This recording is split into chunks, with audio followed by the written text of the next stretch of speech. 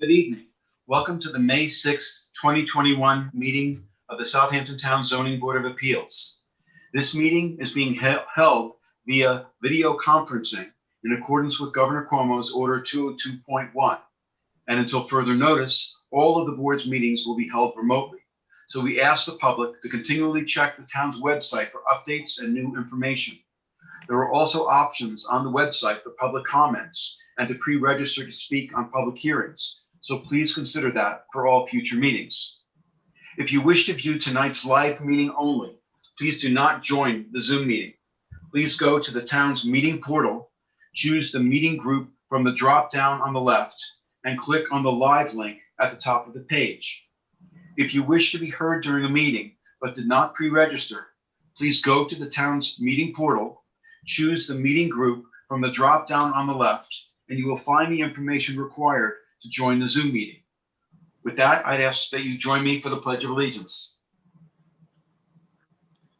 I pledge allegiance to the flag of of the United States of America and to the republic for which which it it stands, stands, one nation, under God, God, indivisible, indivisible, with with liberty liberty and and justice freedom for all. for all. Thank you. We will be starting this meeting with the public hearings. We have applicants and members of the public standing by via Zoom webinar, which is being moderated by CTV. Charles Certain will mute the speakers until it is their time to give testimony before the board. Please be patient. If you find that you are having difficulties accessing the hearings, please visit the town clerk's meeting portal and click on the instructions link. Board members who must recuse themselves from any application will state so on the record and will be removed from the meeting until the end of the hearing. Also, there are a few public hearings and decisions that will not be heard tonight because they'll be adjourned. So please listen or re-advertise. So please listen to hear when they will be rescheduled for. A reminder that applicants, agents, and members of the public speaking, other than attorneys, will be sworn in, will state their address for the record, and will offer their testimony as it relates to the application before the board. Members of the public are typically given a 3-minute time limit on their testimony, so please keep that in mind. Unless otherwise stated at the end of each hearing, all of these applications will remain open for written comments for all purposes until May 20th, 2021, when they can be sent via email, mail, and/or dropped off at Town Hall.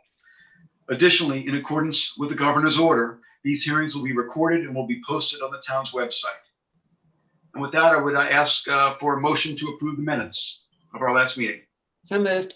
Do we have a Second. second? Second. Okay. Ms. Kern, Aye. Mr. Kelly, Aye. Ms. Burgess, Aye. Mr. Daly. Mike, can't hear you. No good. No. Still can't hear you. Aye. Okay, chair votes aye. And with that, we will get started with adjournments. Okay, we got a couple of changes to tonight's agenda. First one is item 4, the application of John T. and Mary Griner, property located at 24 Halsey Road in Remsenburg, tax map 900, 381, 1, lot 9.4. This is going to be a re-add to June 17th. Okay, it's a re-add, so we don't have to vote. Okay. Item number 8, application of 94 Dune Road Holding Corp., property located at 94 Dune Road in East Quogue, tax map 900, 385, 1, lot 37.3. Move to adjourn this application to August 5th. Do we have a second? Second. Second. Mr. Kelly, Aye. Ms. Kern, Aye. Ms. Burgess, Aye. Mr. Daly. Aye. Chair votes aye. Item number 9, application of Liliana Danzo, property located at 22 Lakewood Avenue in East Quogue, tax maps 900, 339, 1, lot 47, and tax map 902, 4, 3, lot 19. Move to adjourn this application to May 20th. Do we have a second? Second. Mr. Kelly, Aye. Mr. Daly, Aye. Ms. Kern, Aye. Ms. Burgess. Aye. Chair votes aye. Application number 10, the application of Viva Group LLC, property located at 5 Kings Lane, North Sea, tax map 900-99-1, lot 51. Move to adjourn this application to May 20th. second, Mr. Kelly, Aye. Mr. Daly, aye, Ms. Burgess, Aye. Ms. Kern, Aye. Chair votes aye. Item number 12, application of John and Audrey Newenhouse, property located at 61 Harbor Drive in Noyak, tax map 900-9-3, lot 36.1. Move to adjourn this application to May 20th. second, Mr. Kelly, Aye. Mr. Daly, aye, Ms. Kern, Aye. Ms. Burgess, Aye. Chair votes aye. Okay, and moving on to the decision calendar, application of Candace Clanahan and Melissa Clanahan, property located, tax map 900-258-4, lot 42. This is a re-add for May 20th. Yeah, so I think we have to make a motion to reopen first. So- Motion to reopen, motion to reopen. Okay, Second. we have a second. Okay, Mr. Kelly, Aye. Mr. Daly, aye, Ms. Kern, Aye. Ms. Burgess, Aye. Chair votes aye, reopen. Okay, move to close this application with a re-add for May 20th. No, you second, don't, no closing, No No closing. closing. just reopen. Yeah, we're going to continue the public hearing on May 20th. Gotcha, okay, Correct. so just re-add for May 20th. Do we have a second? second, Okay, second, thank you. Mr. Kelly, Aye. Mr. Daly, aye, Ms. Kern, Aye. Ms. Burgess, Aye. Chair votes aye. Okay, the following decisions are all going to be moved to May 20th. 2 Peconic Crescent LLC. Do I need to read the tax map numbers, Katie? Yeah, All right. Tax map 900-191-4, lot 11. Then Diego and Marlene Quisby, tax map 900-143-3, lot 47. 85 Eastway LLC, tax map 900-233-2, lot 1. Barbara Swislowski, tax map 900-144-1, lot 24. Patrick Bradley, tax map 900-343-1, lot 27. And Frank Freddy, tax map 900-293-5, lot 18. Move those all to May 20th. second, Second. All in favor? Aye. Aye. Opposed? Okay, on to our agenda. On to the agenda. The first application is the Town of Southampton, property located at 700 Stewart Avenue in West Hampton, tax map 900-308-4, lot 1.3.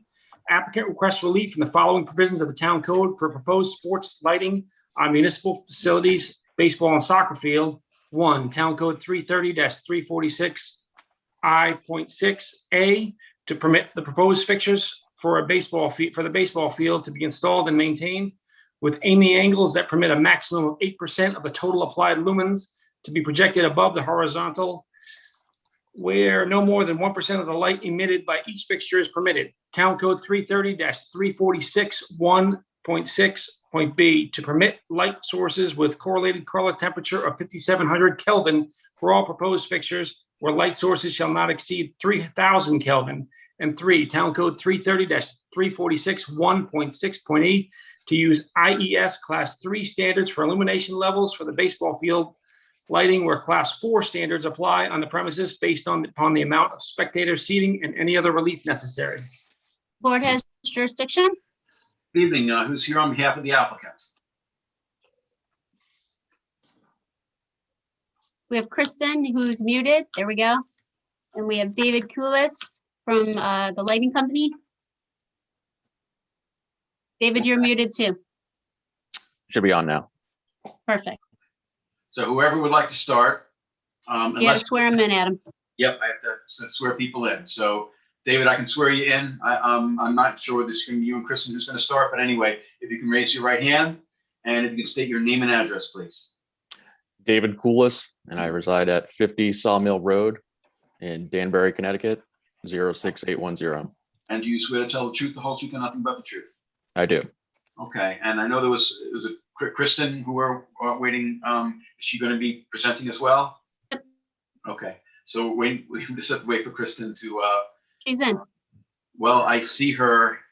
Let me. Oh, there she is. Okay, hi, Kristen. All right. So unless you're an attorney, I have to swear you in as well. So if you can state your name and address, please. Kristen Doulos, 15 Debbie Trail, Hampton Bays, New York, 11946. And do you swear to tell the truth, the whole truth, and nothing but the truth? Yes, Thank you. thank you. So maybe you can tell us about the application. If I'd like to give a little bit of information on the facility, and then David Koulis from Musco Lighting would be better to speak to the specifics of the application. Hampton West Park is located on 700 Stewart Avenue in West Hampton. It's about 18 acres. It's been a park facility since the late 1970s. It's had improved court facilities since that time, including tennis courts, basketball courts, and a handball court. It came to the town in 1986, and a ball field and soccer field were installed shortly after that. So it's been a park for some time. The town has made several improvements to it over the past 5 years or so, including putting a turf ball field, resurfacing the courts, and installing new They adjourned playgrounds. us to the 20th, right? Peter, can you mute yourself, please? I mean, can I ask them that? Can I go and raise my hand? Peter, can you mute yourself, please? What the, You'll get to everybody, but why the hell did they adjourn it? one speaker at a time.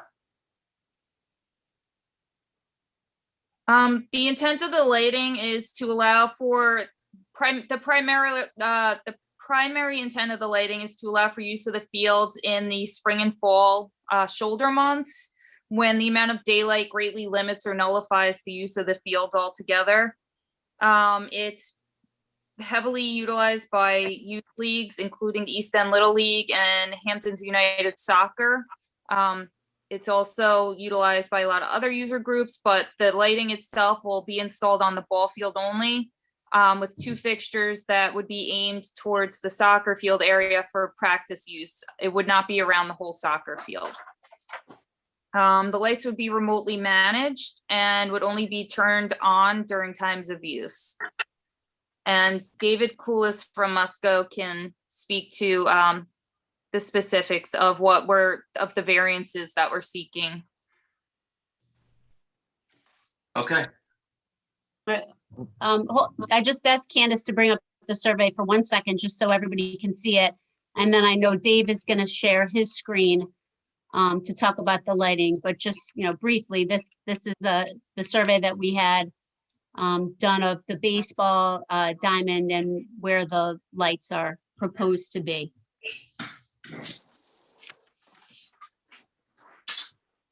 Thanks, Candace. All right, you want to take it down so Dave can share his screen?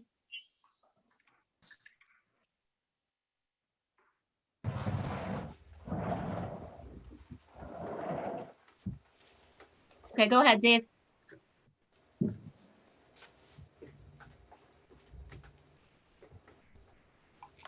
Oops. All right, can everyone see this? Yep.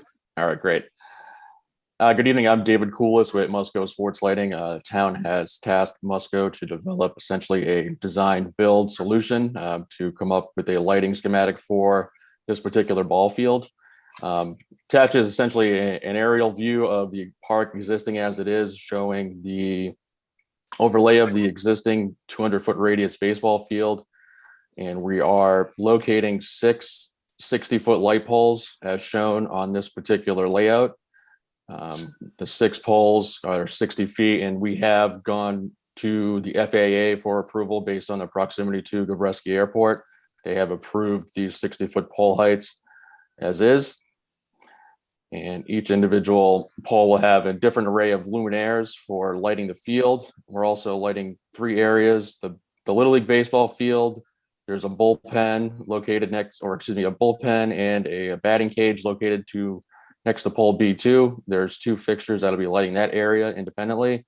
And then on poles C1 and C2, we will have luminaires reverse aimed on those poles, lighting the area shown as the soccer field, at least on this particular aerial overlay. So attached, or excuse me, this particular is the details of all the lighting itself. So we have the 6 poles, they're 60 feet tall, what the mounting heights are for each individual luminaire.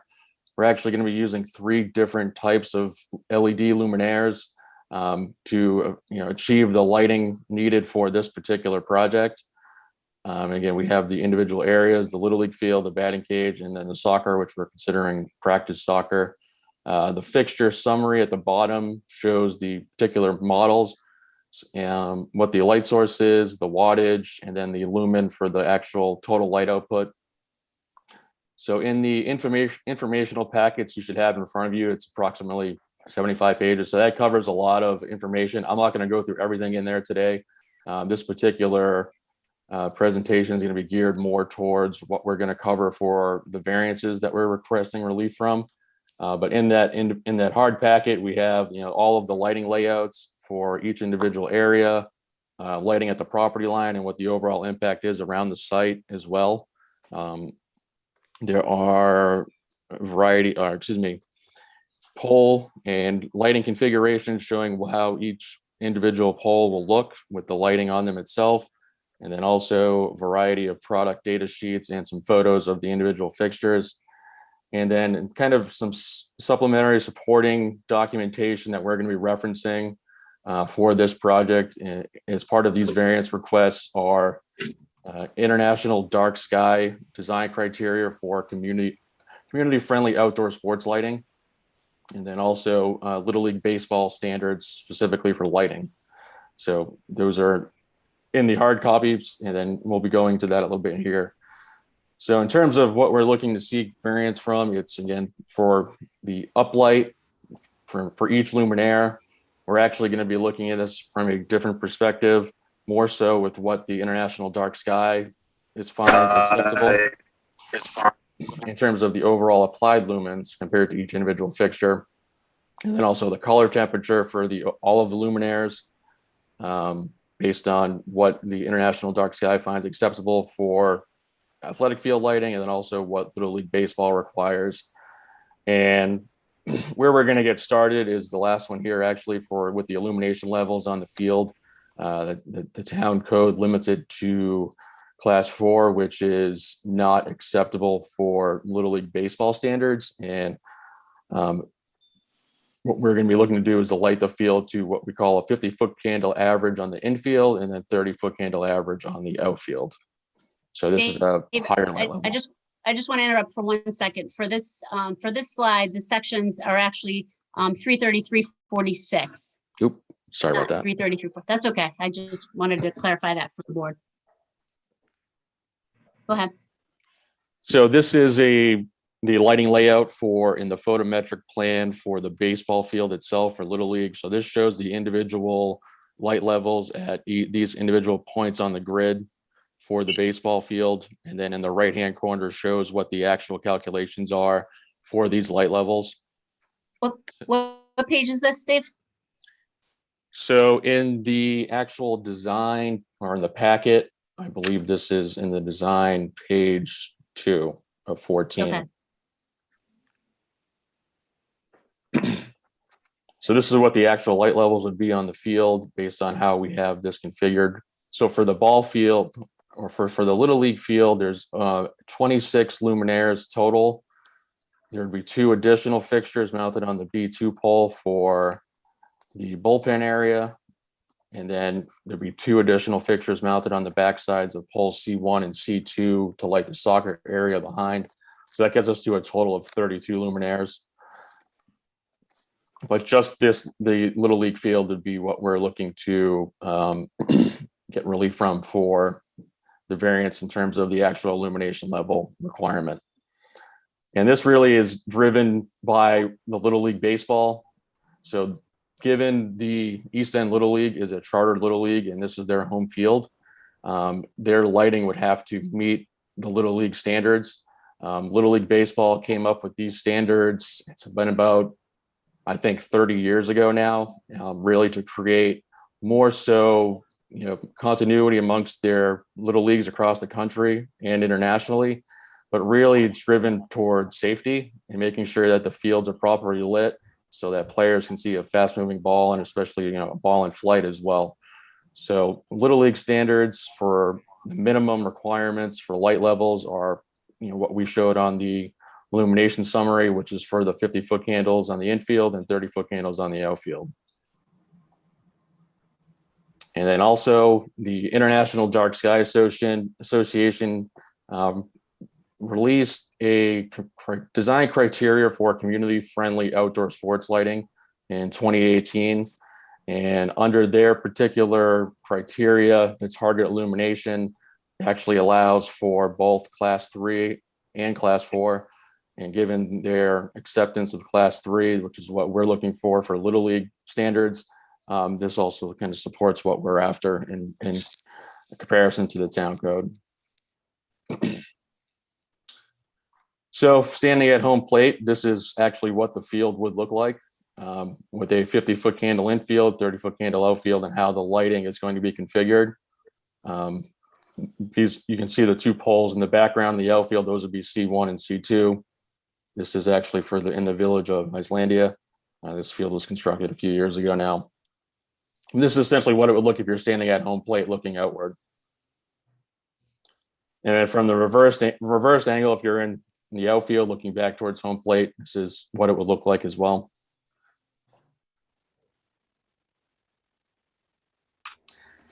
And then moving on from illumination levels, I'm going to discuss uplight in terms of what we're looking to achieve with providing a amount of light above the field that's going to be considered safe for players to be able to see the ball in flight, which is going to be our primary objective here, especially with lighting a baseball field for aerial sports.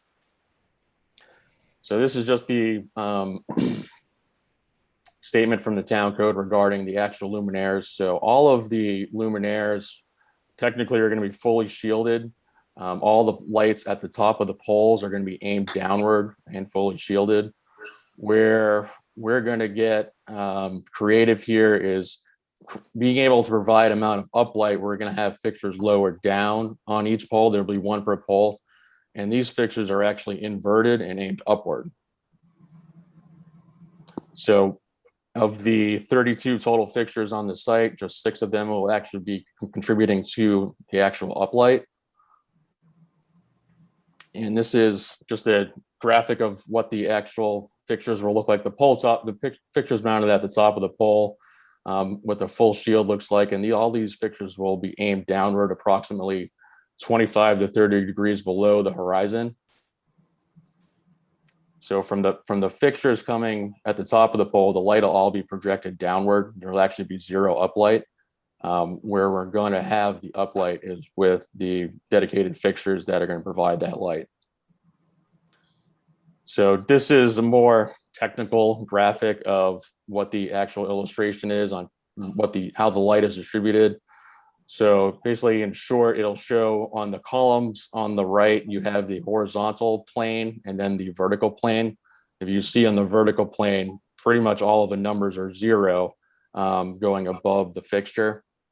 So that's why there's going to be 0 contribution from the field, or in terms of uplight from the fixtures dedicated to lighting downward for the field. So this particular graphic details what we're going to be proposing here and how we're going about doing it, and how it shows the traditional type of sports lighting on the bottom, where you have a typical floodlight where the light's pretty much going everywhere. The intense portion of the beam is going to be aimed towards the field, but you do have a lot of light going beyond the property line, at houses, and definitely up into the air as well. So most of the traditional type sports lighting, and probably all of the other sports lighting that's installed in town, is actually similar to what's on what we consider the typical HID flood lighting on the bottom there. On the top is what we're going to be doing, where we have the pole top fixtures are full cutoff. So we did not have them. There would actually be no light above the field. So for aerial sports like baseball, a certain amount of light is required for players to be able to actually see the ball. So unlike in the past where light's just getting cast everywhere, we're having 2 planes of light now, where one is targeted for the field and the other uses a much smaller amount of light that's aimed upward to light the ball while it's in flight, so players can see the ball from below.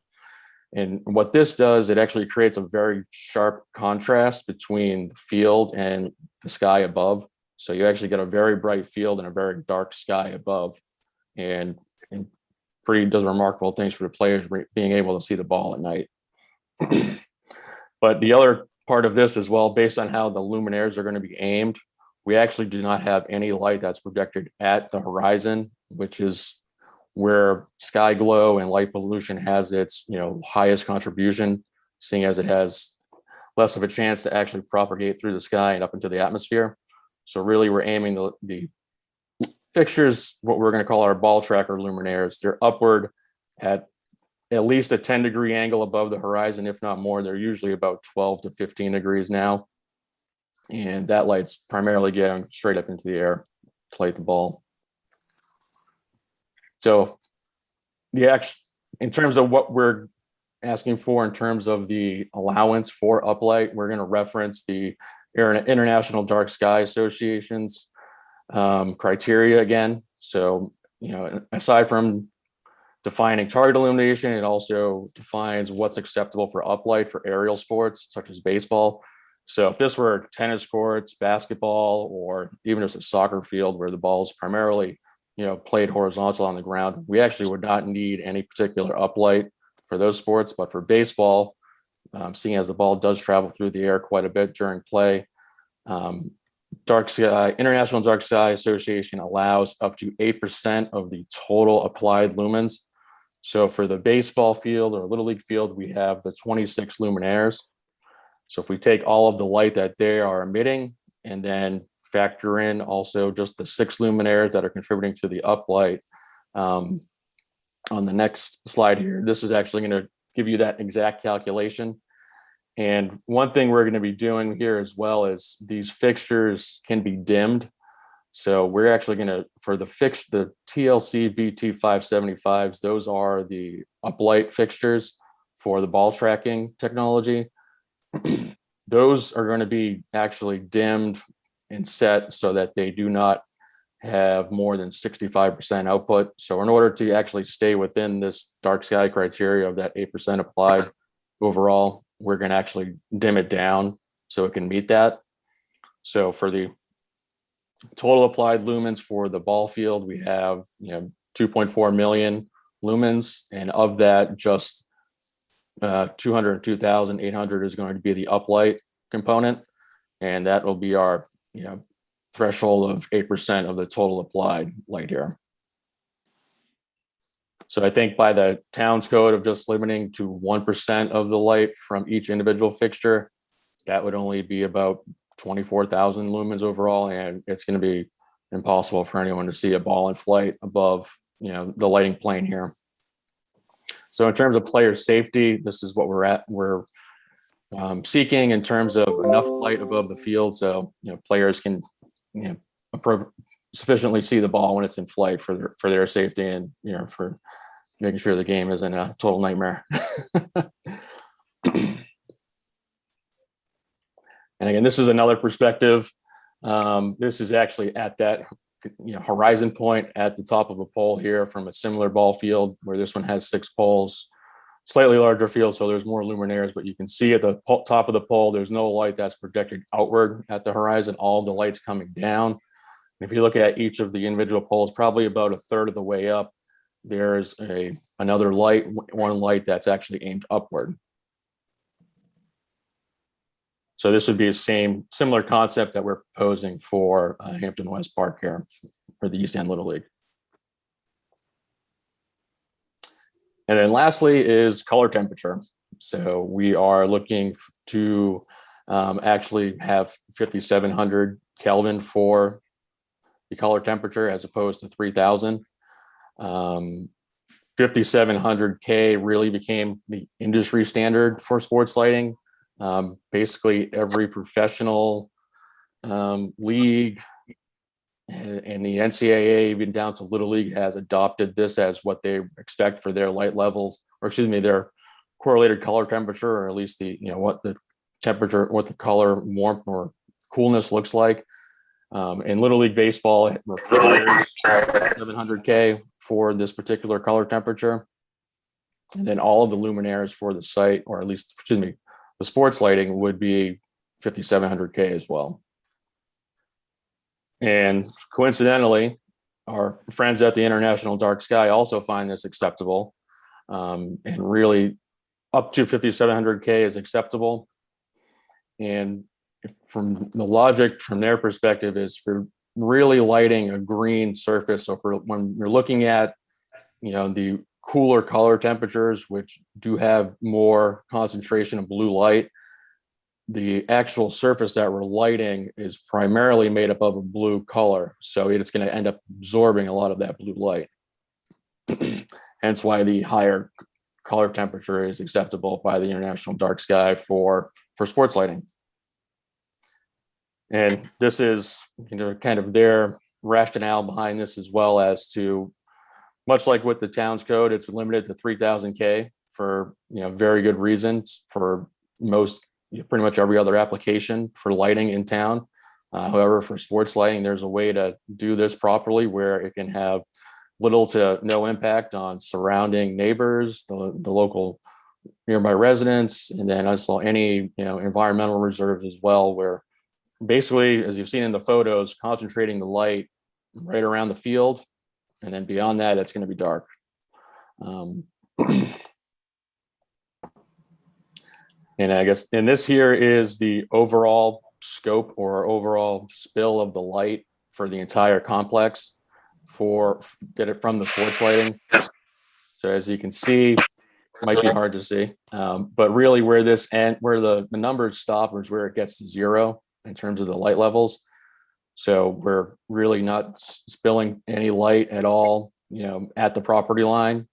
And given the Coast Guard's property is most adjacent, we are at that point actually consistent with the town code in terms of the acceptable light spill or light trespass at that property line. But to the actual residential properties further down there, those folks will actually be in the dark and really won't even know the lights are on unless they can see the field. Dave, I have a question. Looking at that map and the kind of the perimeter where the trees are. Yeah, let me pull that back up. Sorry. That's okay.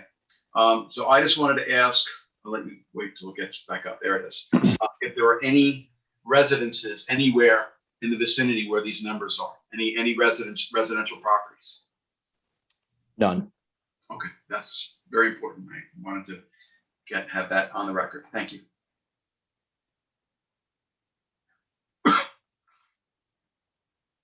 That concludes my portion of this. I guess we'll answer questions.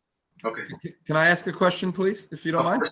Yes. Thank you. Are there timers or hours associated with these lights? The time that would be on, do they turn off automatically at a certain time? You have that information? I believe Kristen with the town can answer that question in terms of what the specific times are allowed by the town. But the lights will be on a control system where it'll be on a schedule where it'll come on at, say sunset and then shut off at a scheduled time every night. So the lights will be scheduled on and off as needed, and then they'll have a hard stop, whatever that it's dictated. Good. Thank you.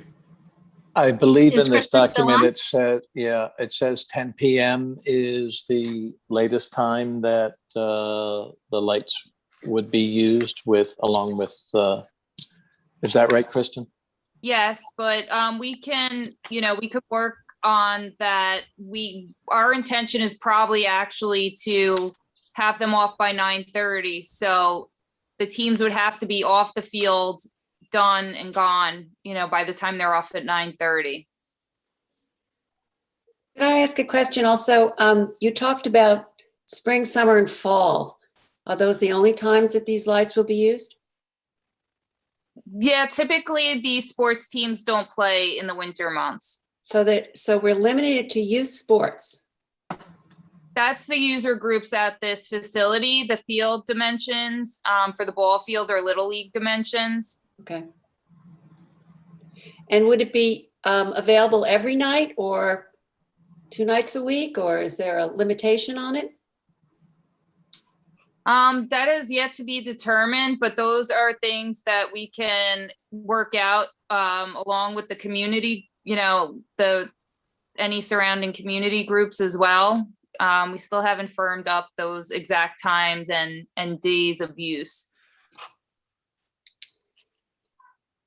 They're using it now though, right? Without the lights, there's still Little League games. Right. So, I mean, it's going pretty much 7 days a week right now. The primary, on the weekends, it gets a lot of use.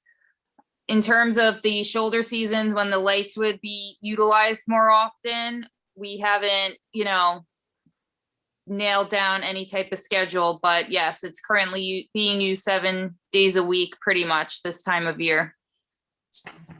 Even with COVID going on, they're doing this? Yes, it's considered a low risk sport, and with COVID protocols, they have been playing. Okay. All right. And Kristen, the other question I had for you is, I had asked before about the residences in the area, and I understand they're outside of where the lights would be, but I just wanted to ask whether you've had any response from any of the adjacent property owners to the mailing, to the notice of the hearing. We haven't gotten any from the property owners who received the certified mailing. We did get some responses from a couple of residents within the subdivision community. There are residents not in the area of where the numbers are showing, but there are residences adjacent to the park itself. The north side of Stewart Avenue is Coast Guard housing, and to the south of Stewart Avenue is residential housing. Well, I believe folks are on this evening. Yeah, that's what I was going to say. If there's anyone who wants to, let us know their point of view, we will be hearing from them shortly. Okay. Any other questions of members of the board, or Katie or Anthony? No, Dave, could you just stop sharing the screen so we can see everybody now? Yes. Yeah, David, thank you for this very professional report. It really explains a lot about what you're trying to accomplish. You're welcome. Okay. So if there's, wanted to next ask if there is anyone who is waiting to be heard on Zoom in connection with this application. This is the application of the town of Southampton for 700 Stewart Avenue in West Hampton. If you are waiting to be heard, this would be the time to let us know by raising your hand. And we do have a time limit. We have a 3-minute time limit. I'll keep that. Yeah, I do have a few people. Okay, all right. Sharon is on already. Okay, very good. Well, Sharon, I can see you, and hopefully I can hear you. So I just have to swear you in unless you're an attorney. Thank you. My name is Sharon Oh, I'm sorry. Right hand. Swear you in. Right hand. The other hand. The other right hand. Your address, please. 639A Stewart Avenue, West Hampton Beach. And do you swear to tell the truth, the whole truth, and nothing but the truth? Yes. Thank you. I do. Tell us, if you can tell us your comments. Okay, so first of all, I understand that this planning process has been going on since February. I was given privy to some of the support letters, and I noticed the dates were February and March. I'm not really sure why our community wasn't asked to participate in the planning process. I know that the park superintendent is aware of our community association, and that's very disappointing. And I mean, I have to say, it may be deliberate, because I'm sure she knows that we would not be for this application. Had we been part of the planning process, then we may have suggested, increasing the parking lot size, for instance, because the overused or the overbooked park, what happens is there's not enough parking spaces within the park to accommodate all the users. I've complained about this repeatedly. They park on my grass, my easement. They ripped it all up. I sent a picture with my comments yesterday when I requested a chance to speak.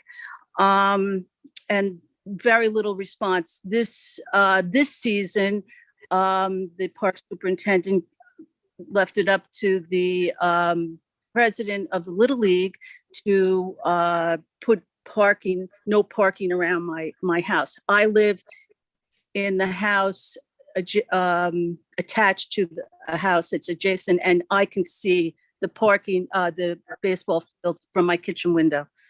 Also, we would have suggested bathrooms. There's one portable toilet there.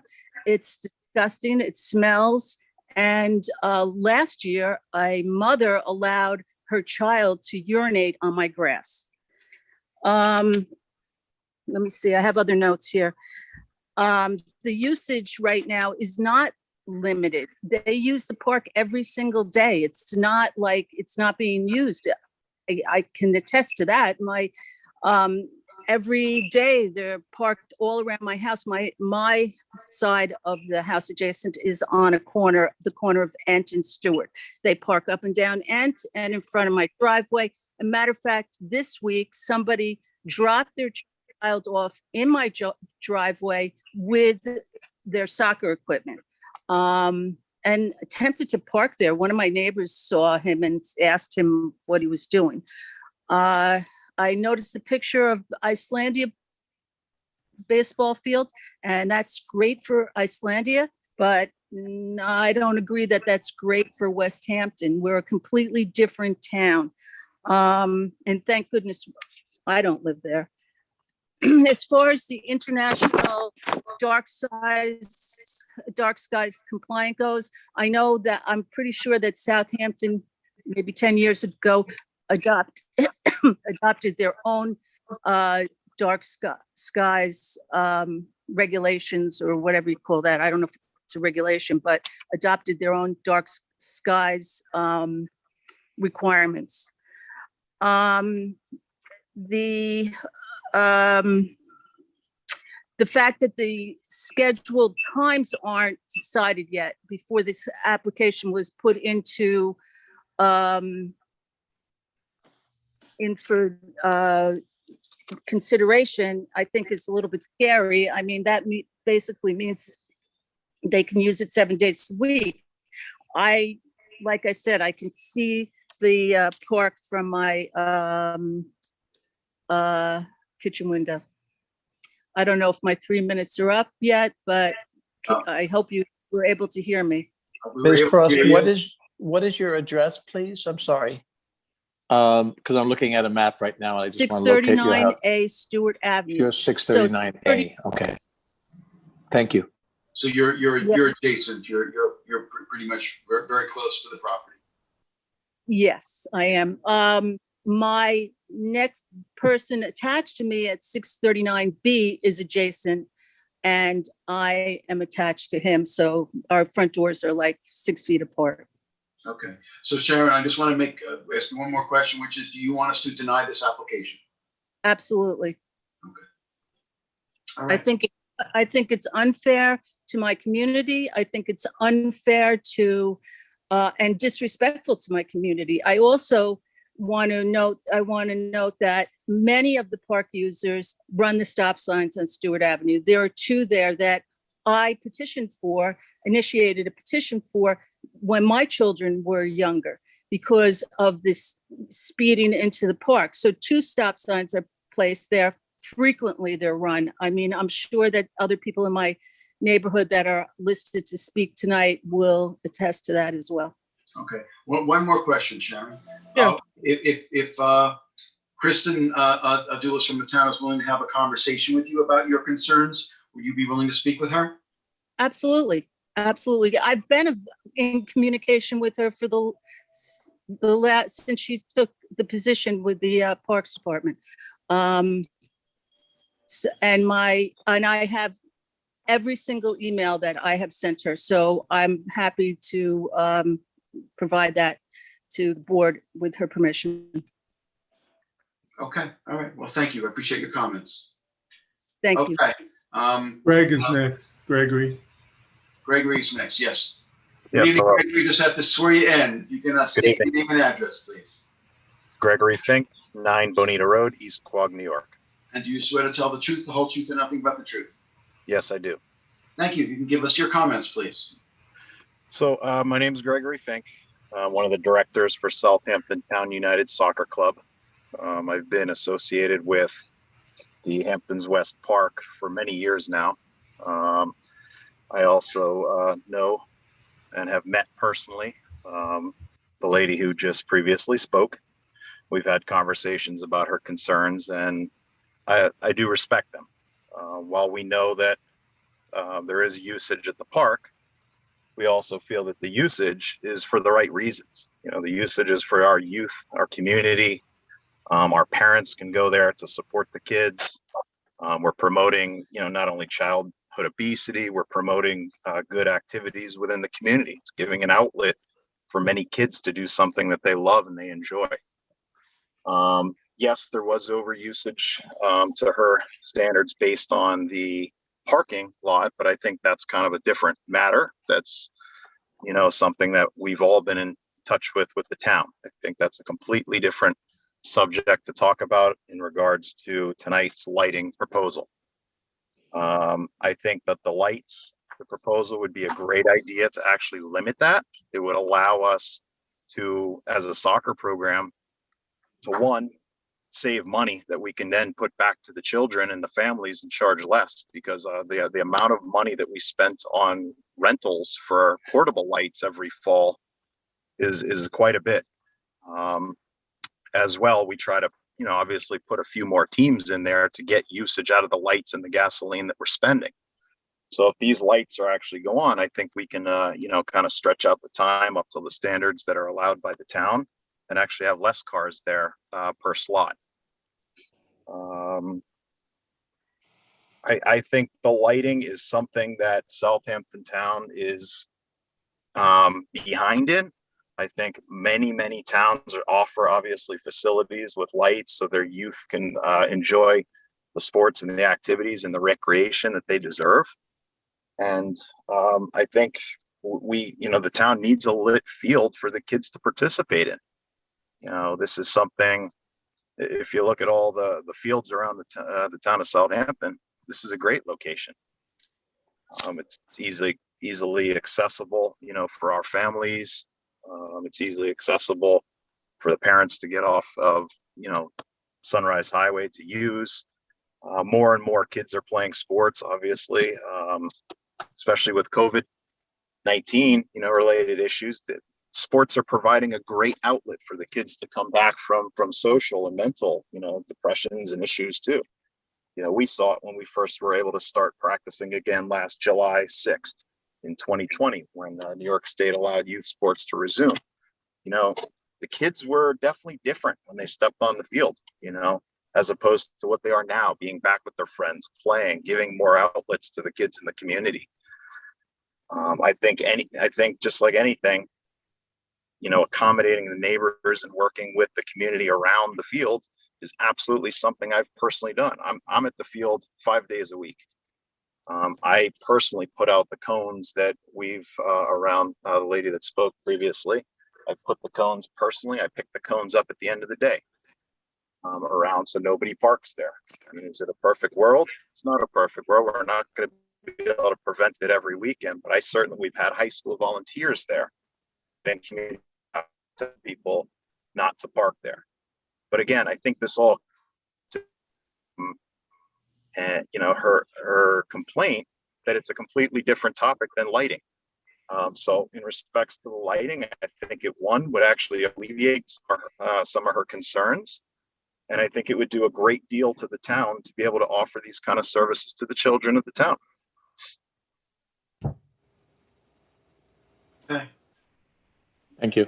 Thank you for your comments. Thank you for your time. William is next. Yes. Susan, I think you have a question, but we can't hear you. You're muted. I wanted to ask Greg, what are the lights that he uses, the portable lights that he uses? We rent portable lights. We rent from different construction facilities that And we is it have. for you know, night, kinda like use? the generator. No, they're only in the fall season. And our last practice ends at 8 p.m. in the fall season. It's kind of like the portable generator lighted that you would find on construction sites, maybe along the side of the highways. Okay. And we only use those in the fall season. But our cost, just to have 2 lights at that field is approximately $7,000 to $8,000 for a fall season to just have those Thank you. lights there. And Thank you. and the have to incur those costs. All right. Greg, anything else? Well, No. he's over his 3 minutes for sure. Yeah, I fell down on my timing job, but I'm going to start. Come on, now. Michael, Next let's person. go. Yeah, sorry, guys. William is next. Thank you Sorry, for your- guys. I have a fluffer. Okay. Go ahead, William. Okay. Next person. Yes. So just you can state your name and address for the record, please.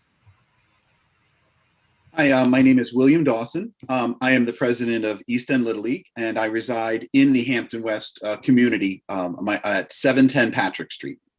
And do you swear to tell the truth, the whole truth, and nothing but the truth? I do.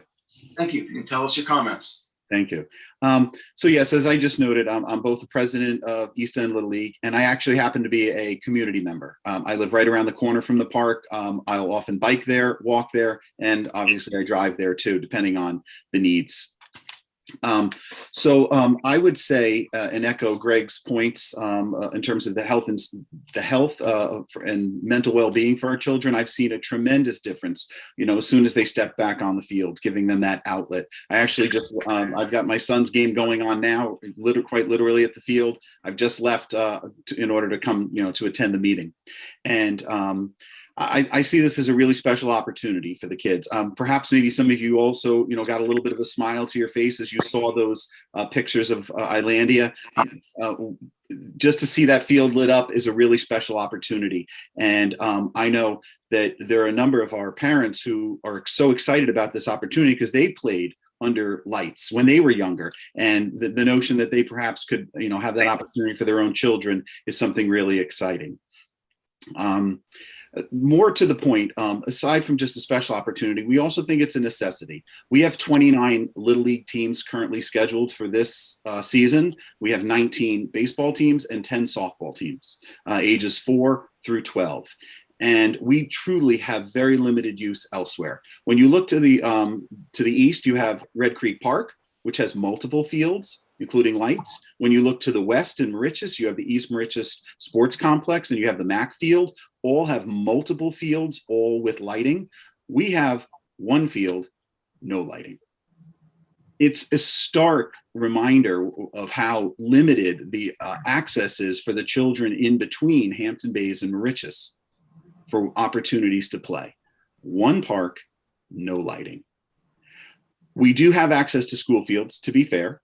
We have access to the East Quogue fields, to the Remsenburg fields, and to the West Hampton Beach Middle School fields. But those, as I try to allude to, the 29 teams, the over 300 plus kids, I think it's about 312 registered players this year, approximately 250 families. We're not able to accommodate all that, and we, even at those fields which are unfortunately, weak by comparison. They're not at all turfed. I had to cancel games yesterday because the fields were wet, because the balls would get wet. Then it's a danger for the pitchers throwing to the kids. We have to wipe off every ball. You play in turf. 30 seconds, William. And you've got a lot better opportunity for safety and for use. So I would say with the growing number of players we've had over the last 10 years, it's only grown and grown and grown and grown, that we would love to see the opportunity. It's not just a special opportunity, we see it as a necessity. So thank you for your time, and we're grateful to the town for considering this opportunity. Thank you. Who's next? Mary O'Brien. Okay. Good evening, Mary. I just have to swear you in unless you're an attorney. If you can state your name and address. I'm Mary O'Brien, 7 West End Avenue, East Quogue. And do you swear to tell the truth, the whole truth, and nothing but the truth? I do. Thank you. Can you tell us your comments? Okay, so I am on the Dark Skies Advisory Committee of the town, but I am speaking for myself, because the committee has not yet come up with a formal response, and we'll do that later. I was wondering why the Dark Skies Advisory Committee was not brought into this planning process. That would have been extremely helpful. And David quite a few times referenced the International Dark Skies Association, but we have our own here in Southampton, and we have our own law here in Southampton. And yes, Sharon, if you're still here, it is the town code. It is posted on the town website. And a couple little things. Katie Garvey mentioned that it's not section 347, it's section 346, but also the municipal lighting section, excuse me? I don't know what that was. Go ahead. Section 16A does not say it can only be 1%. It says on municipal property, sports lighting allows for 2% uplighting. And the section that speaks about Kelvin is section I6F, not B, and that allows for 5,000 Kelvin.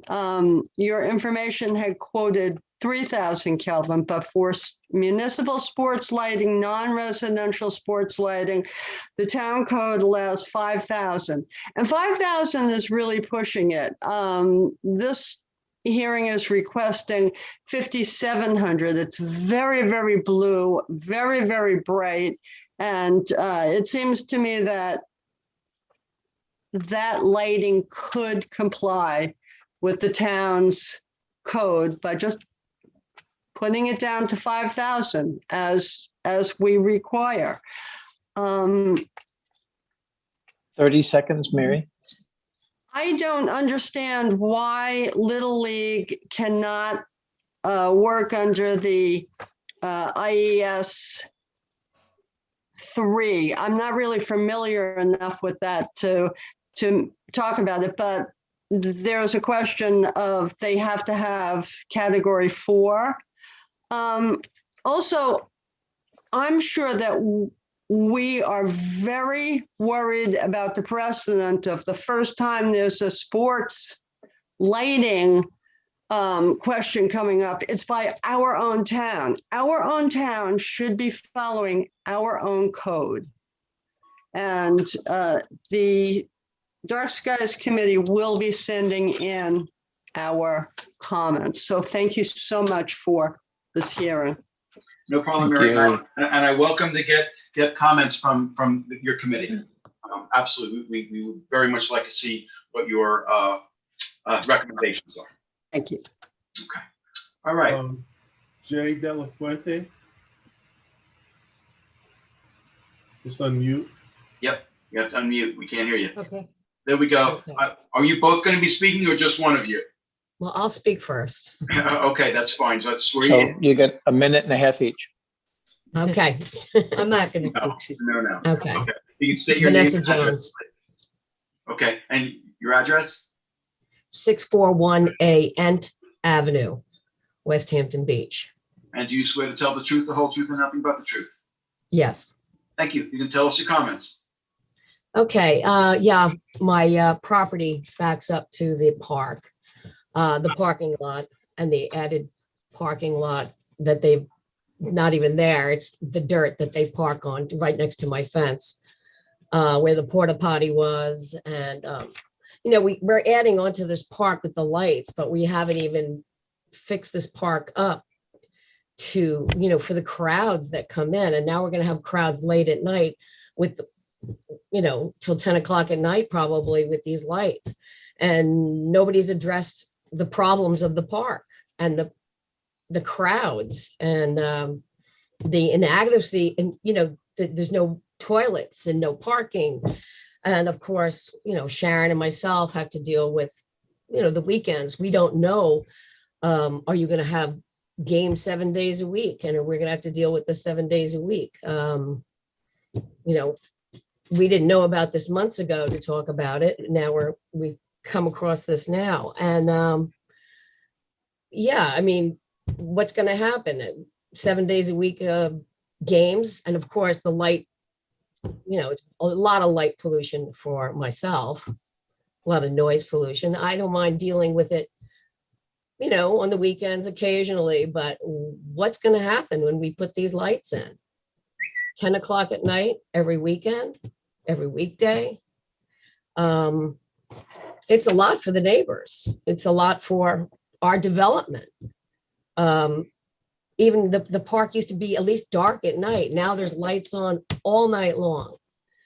I had a beautiful backyard. I don't have a beautiful backyard anymore. I have light pollution. It's, not what it used to be. So try, you're going to approve these lights, and what's it going to do to our neighborhood? You haven't addressed anything else about this park. I mean, the toilet is in my backyard, and they don't want to use the toilet, so they're urinating on my fence. I mean, I should have taken a picture, but I did not send that in. Don't know why that's right there. I think the park should be addressed first.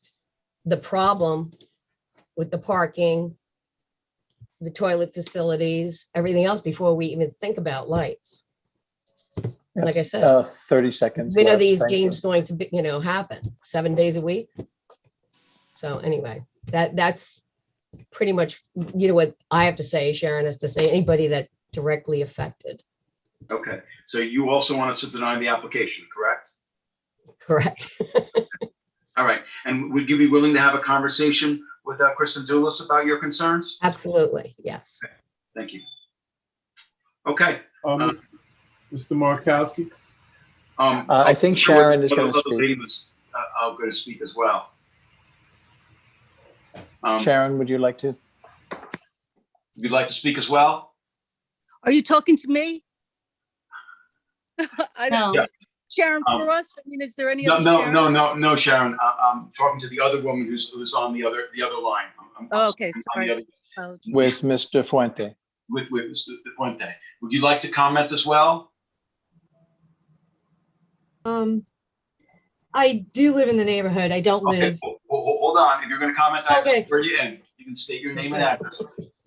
Okay, Okay, you can state your name and address.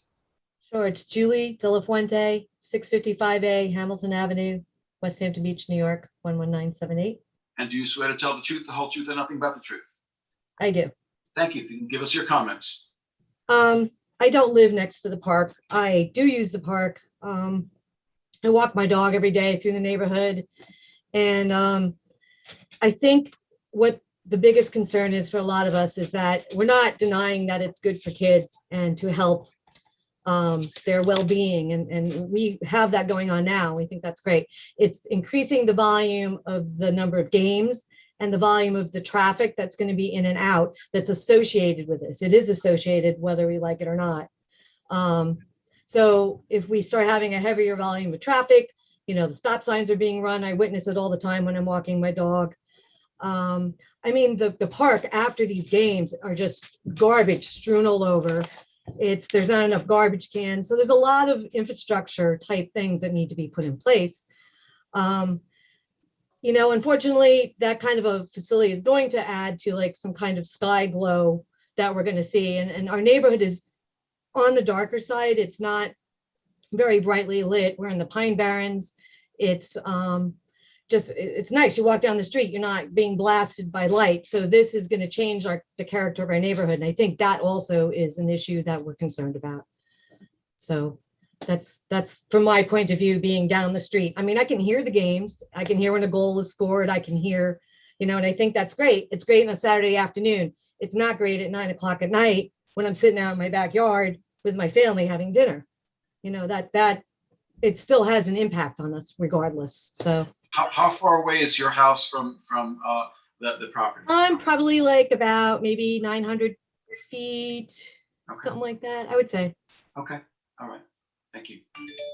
Okay, who would like to comment next? It's Mr. Markowski.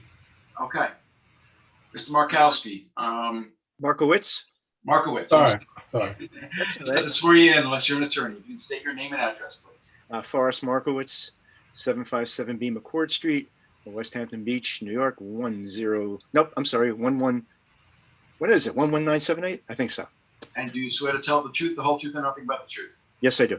Thank you. You can give us your comments, please. Okay, I am president of the Hampton West Estates Residents Association. I have been president off and on since the days of Marty Lang for us old timers. We're talking the late 70s and the early 80s. I was pretty astounded to find out about this proposal. I found out about it on, I think, May the 1st, when one of the previous speakers mentioned to me that there's a sign posted up at the fields about some kind of meeting. And I said, gee, I have no idea what this is. And I went and read the sign, and it was essentially legal doublespeak. And then another neighbor of mine said, I got this packet delivered to me and I don't know what it is. And I had no idea. And it wasn't until actually last night that I got my hands on one of the packets, and I was able to read the material enclosed. And my first initial reaction was, this is a really well-planned thing that somebody wants to do. They've been thinking about it for quite some time. We knew nothing about it. And sadly, it's very typical of the way that the town of Southampton treats my neighborhood. That's a story for some other time, but I can go on forever about it. And I was really angry. I said, how can they just like do this and simply say, hey, you guys don't exist. You're outside the range of the light, supposedly. Well, we're not. We actually live there. Now, I coached youth soccer many years ago in Manhattan Kickers. We were champs. And I've been involved when my kids were young and in baseball, and nobody opposes that. I don't oppose that. Every speaker that you will hear from us, we don't oppose that. I think it's great that the kids are back. I'm up at the field all the time, and it's really great to see them playing ball. But this is going to add to the volume, and that is the problem. The volume now is saturated, and to say that the volume will be lessened because they'll be playing at night, I don't buy into that. I think the volume will increase. You'll keep the same level you have now, and with the opportunity to expand, you will expand. And the kind of item here that we haven't heard too much about is the soccer field. And I really think that sometime in the future, as I understand these lights, they're only illuminating the quote practice field. You'll see lights, more lights there. And then we have, of course, the problem on parking. It is saturated. Well, hold on. When you say more lights there, we have an application with a detailed plan with particular lights at particular locations. Are you suggesting that they can just put in any lights they want? I've been around. What's before us? Sir, I've been here since 1978. I've been involved in my neighborhood all that time. Plans can change into the future. If plans change, just so you understand, if plans change, they have to come back for our board. I understand that. And in fact, there was a note here from 30 seconds, Mr. Markowitz. Thank you. There's a separate of this is that they do have plans to expand the parking, which is fine if it's acceptable to us, and they do something a bit more about, bathrooms. And that's great. But this is like, we got the Trojan horse here now, like what's going to happen next?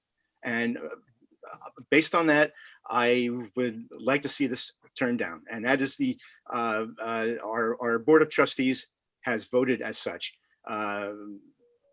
not once, but twice. Thank you.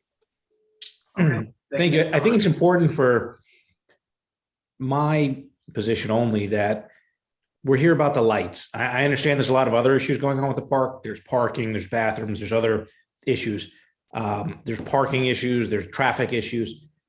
Those are enforcement issues that unfortunately and I'm sensitive to that, are outside of what the purview of this board is at the time.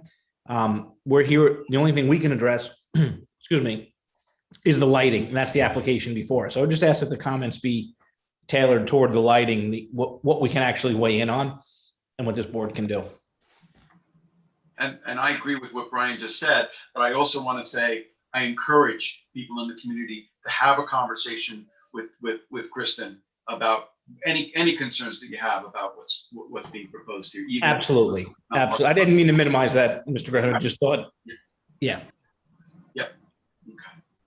Yeah, and just in terms of the notice, to the neighbors, I just wanted to, speak, because I had, when Kristen had brought this to the town attorney's office's attention, I had recommended that they come before the zoning board. There's always, those arguments that can be made, that the town is exempt from its own zoning because they can go through the Monroe test and they can balance public safety and community and issues like that. This board has had hearings on that, if you remember, with the fire department. So this hearing was specifically, to hear from some of the neighbors and to hear from the community and see, see if there, if there are ways to, to mitigate the effects. So it's good that we're having this conversation. I think it's helpful, and I appreciate the fact that all of you who are adjacent property owners have come to bring issues of concern to you to our attention, because we certainly want to know all of that. Even if, as Brian indicates correctly, really this application is only about proposed lighting. And can I just say something? Sure. This process was actually, these groups have been requesting lights for a few years now. It was included as part of the town's capital budget process and public hearings throughout the fall and adopted in November. I definitely hear the neighbors' concerns. In the past, I have reached out to them with a plan to expand parking. They weren't in favor of that plan at that time. So we have considered that in the past. We are now revisiting that, and as well as installing a restroom facility. So I know that that's been a concern at the park, and I agree with that. It's definitely my recommendation to get a restroom installed. And again, we are exploring how to expand parking within the facility. And I also just want to add that this wouldn't be the first facility in the town to have sports lighting. We have 3 other parks currently that have sports lighting. Hampton Bays has several fields at Red Creek Park, Iron Point Park in Flanders, and Ludlam Avenue Park has a lit court in Riverside. But what's good, like Mr. Markowitz and other members of the community, Ms.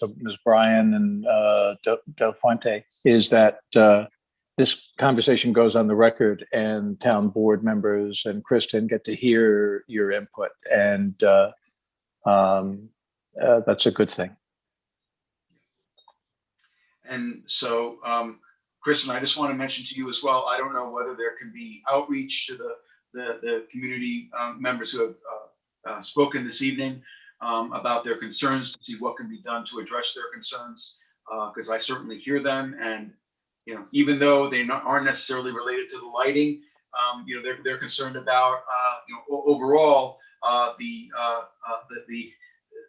facility being much more active once the lighting is installed. So I think anything that can be done to address those concerns would be very helpful. Yes, I'd be happy to do that. Okay. Thank you. Is there anyone else who is waiting to be heard? David Selly. Okay. Okay. Yep. Hi, David. We can't hear you. You have to unmute.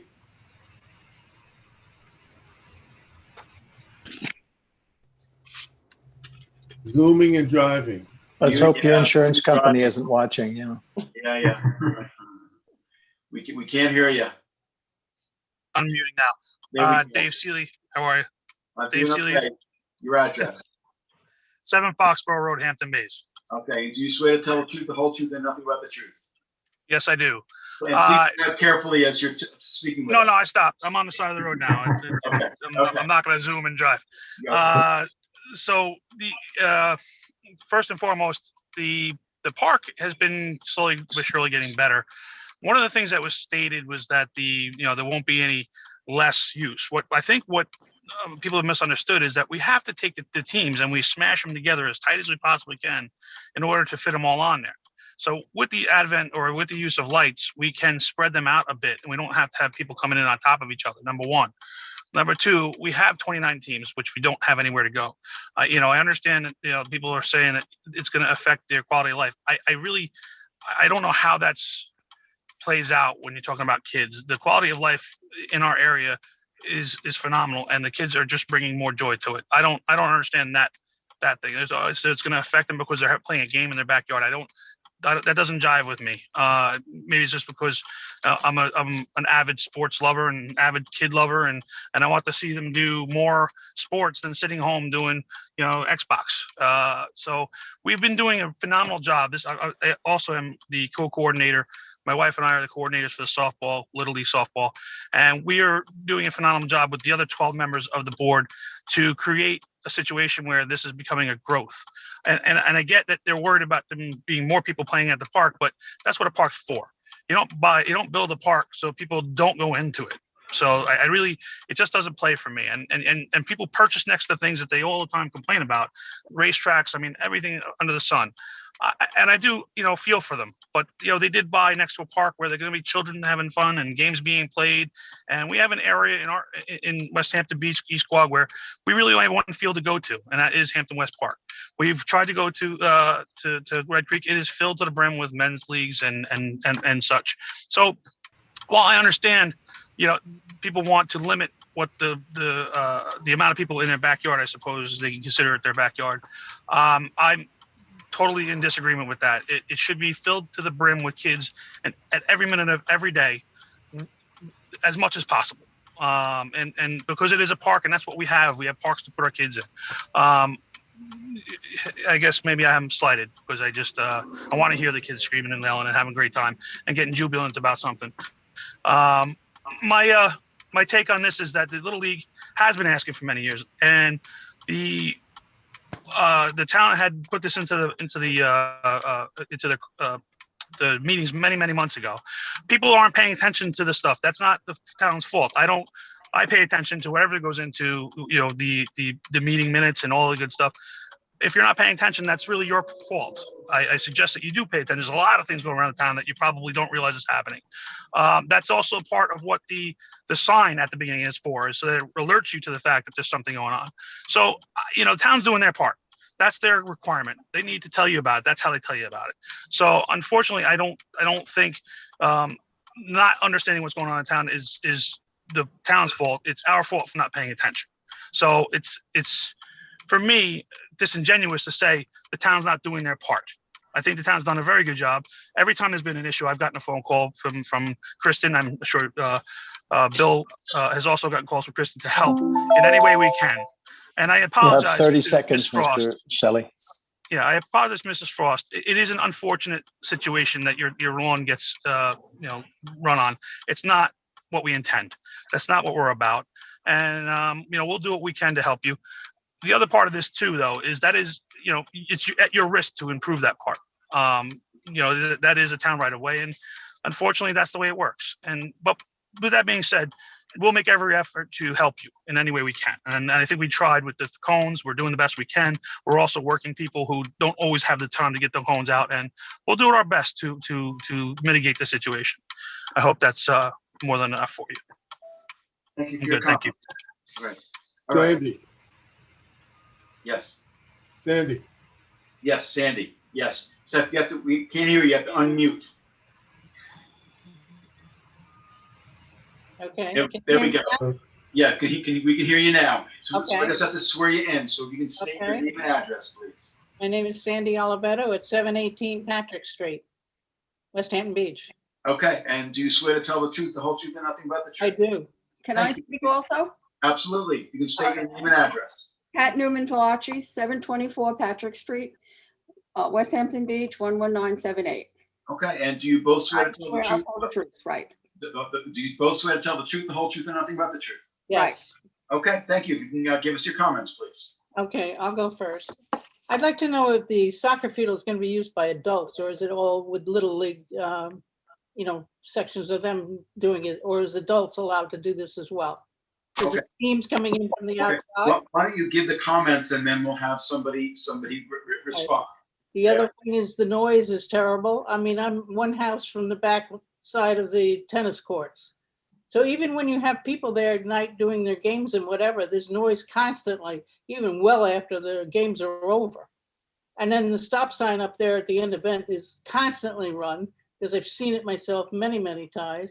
And then the other day with the Little League and everything, Little League, they're even parking on Patrick Street down here in the cul-de-sac. There's no place, you have to put out your sticks for the winter to keep people off your lawn, and this isn't right. I'm not against this thing happening. I just think you need to address all these other things first about the bathrooms, and these poor people with the bathroom right in their yard is ridiculous. All those things need to be solved before it's okay to put the lights up and then fix everything else later. It's only going to get worse.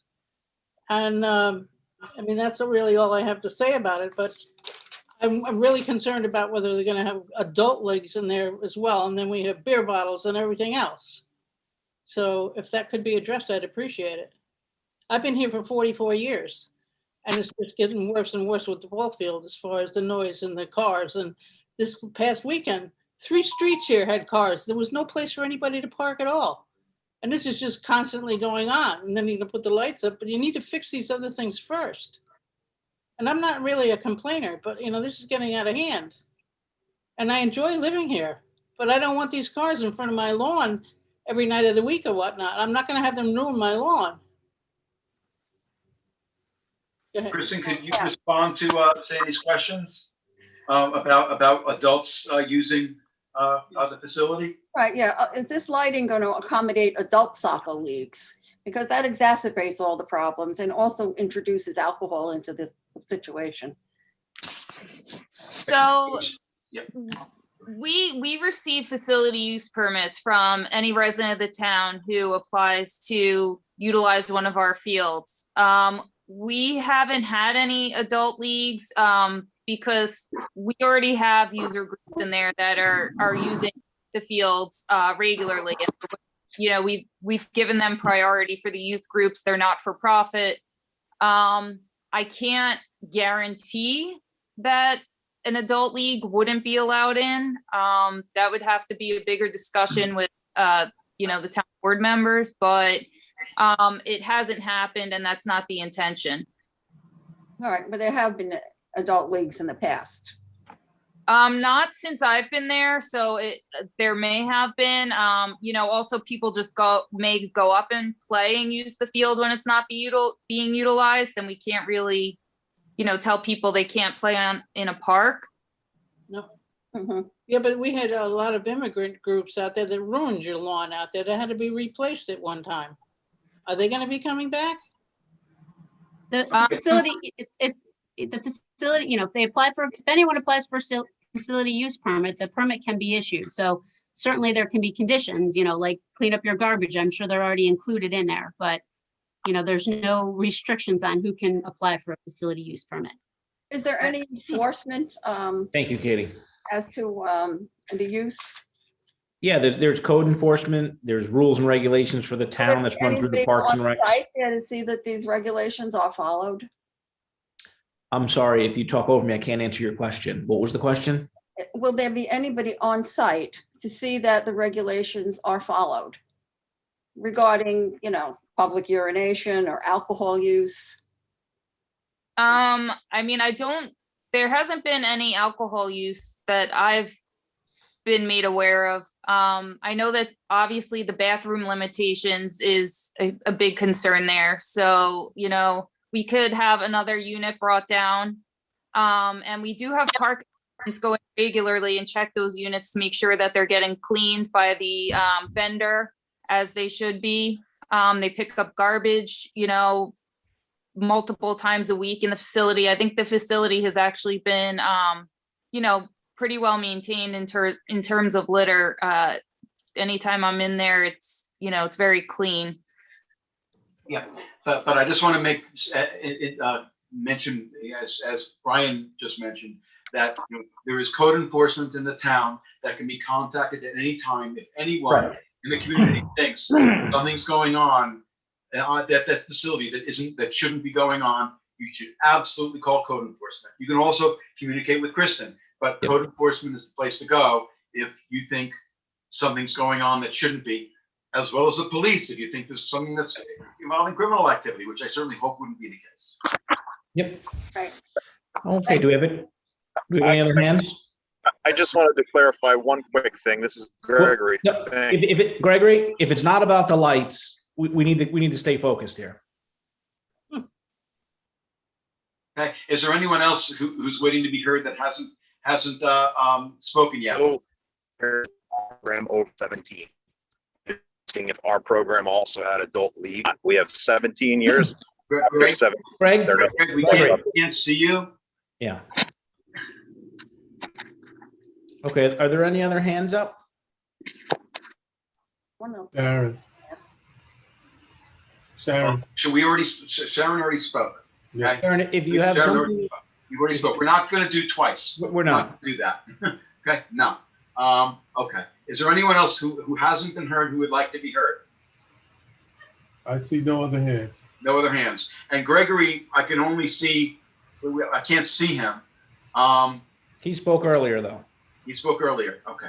All right. So any other questions from members of the board or Katie or Anthony? Yep, I have a quick question. When Mary had spoken, she sits on the Dark Skies Committee. She had said something about the Kelvin possibly being a maximum of 5,000 for, municipal sports fields. And if that's the case, I'm certainly going to look at that. I wanted to ask Dave, could a maximum of 5,000 Kelvin be sufficient for the field? Because if that's true, it could eliminate a variance. Variance for the lighting. Yeah, that would 5,000 K would be acceptable for sure. There's not much difference between 5,000 and 5,700. So Okay, great. Sandy and Sharon, everybody, you have to mute yourselves, please. Mute yourselves, please. So you Okay. just waste your breath. Yeah, that's why I wanted to keep it. Okay. You need to mute yourselves, please. For adults. Maybe I'm trying to get to them. Okay. I'm trying. One house. Andy, lower left. All that noise comes over our way. I know. That was my only comment. Okay. If we could get an answer on that, I think that'll be important. Are there having the lead on this, are there any other board member questions? I wanted to ask, is there a consideration in terms of the hours that would be used? I think that it was initially suggested that maybe it would be 9:30 instead of 10. I mean, is that a consideration?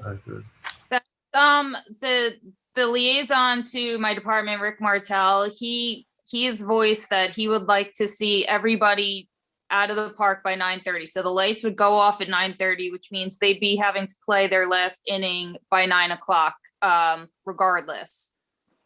Okay. Well, having it the lights off at 9:30 might be, some comfort to the neighbors. Right. Yeah. In this document, it does say that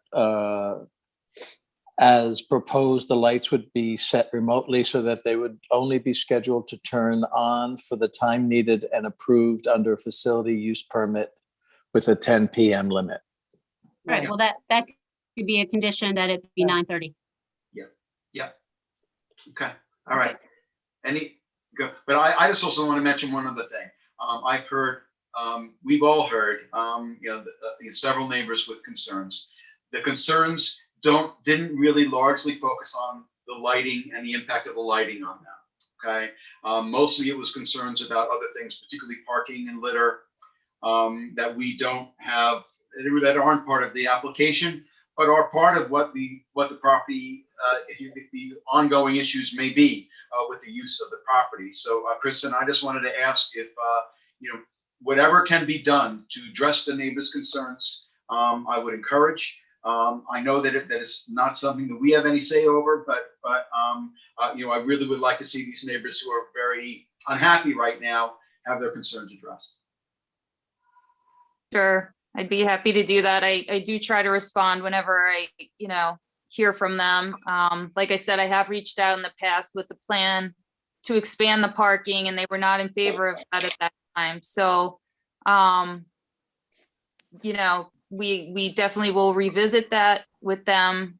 And I've been in favor of a permanent restroom facility for some time. So I know that my town board liaison is also in favor of that. Okay. Great, thank you. Good. And, and if possible, maybe, conversations with them together or separately, but I'll leave it up to you and for them to reach out to you, you to reach out to them. But I just really would like to encourage that to take place. Yep. All right. I would just like to say, from personal experience, my kids have used these fields, over the years, a number of times. The bathrooms, permanent bathroom would be a huge upgrade, and also some additional parking.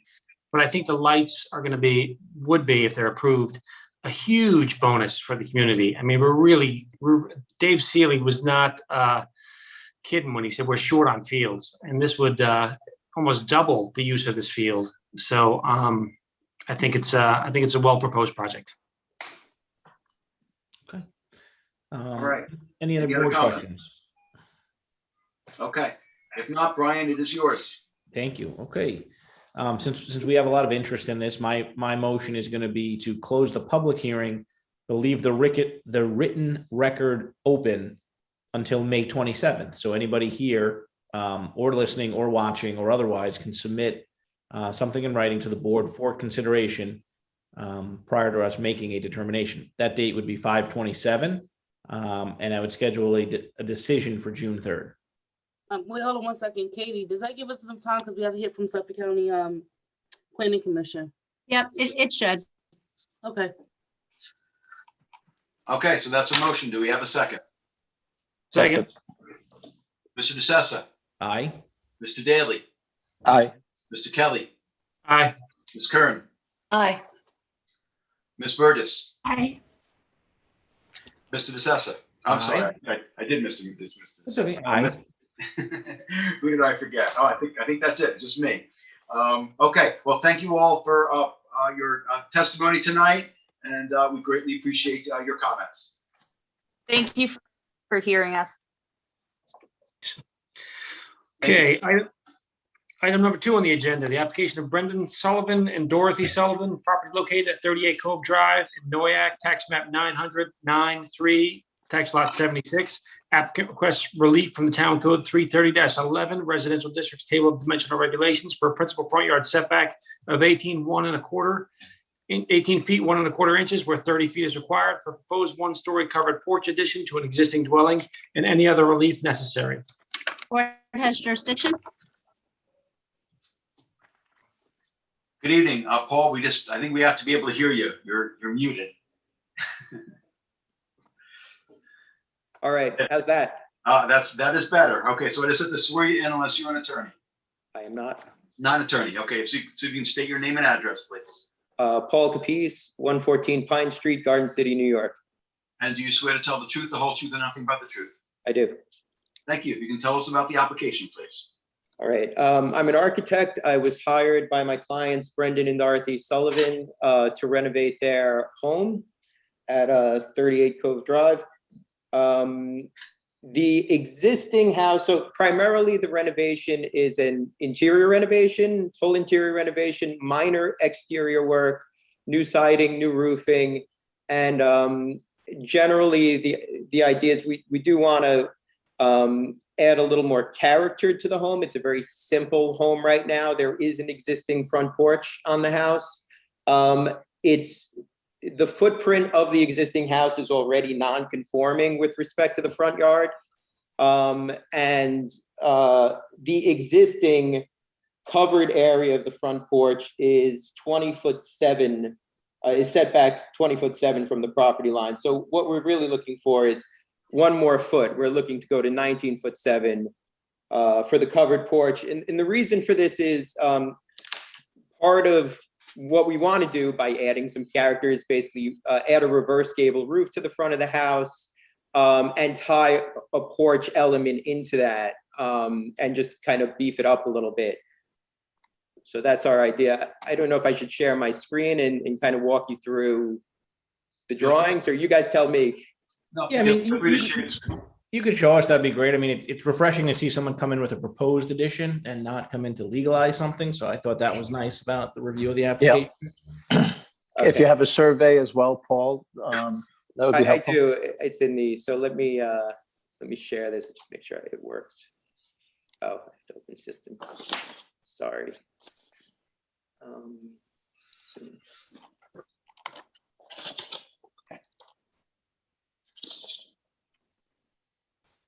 Sorry, guys, I have to change my privacy settings. I think it's gonna let me do it right now. Happens to me all the time. It's asking me to quit and reopen. I just don't know if I want to do that.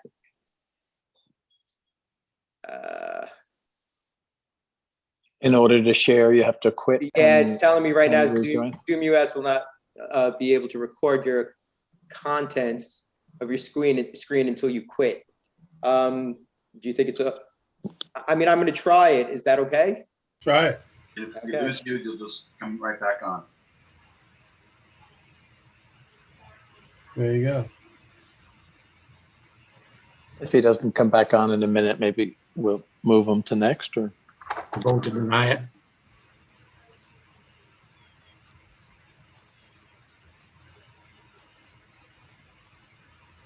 You have these problems with technology. Uh, do we have a survey that we could put up? Well, all I had was the site plan. Yeah. Yeah, he only submitted a site plan, but I think the one that I have, it doesn't have 18 feet, 1 1/4 inches. It actually has 19. So Yeah. he may have the revised one. Yeah. Let me take a look and see if I can find the other one. Okay, thanks. I think he's back. He's back.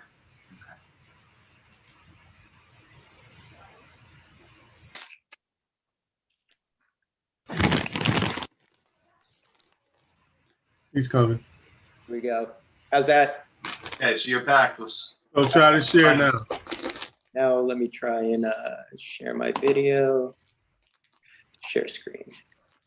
Desktop. There you go. So give me a second. All about patience. There we go. Okay, so you can see my screen. Yep, we can see it. Okay, so here's the survey. I'm going to zoom into the survey first.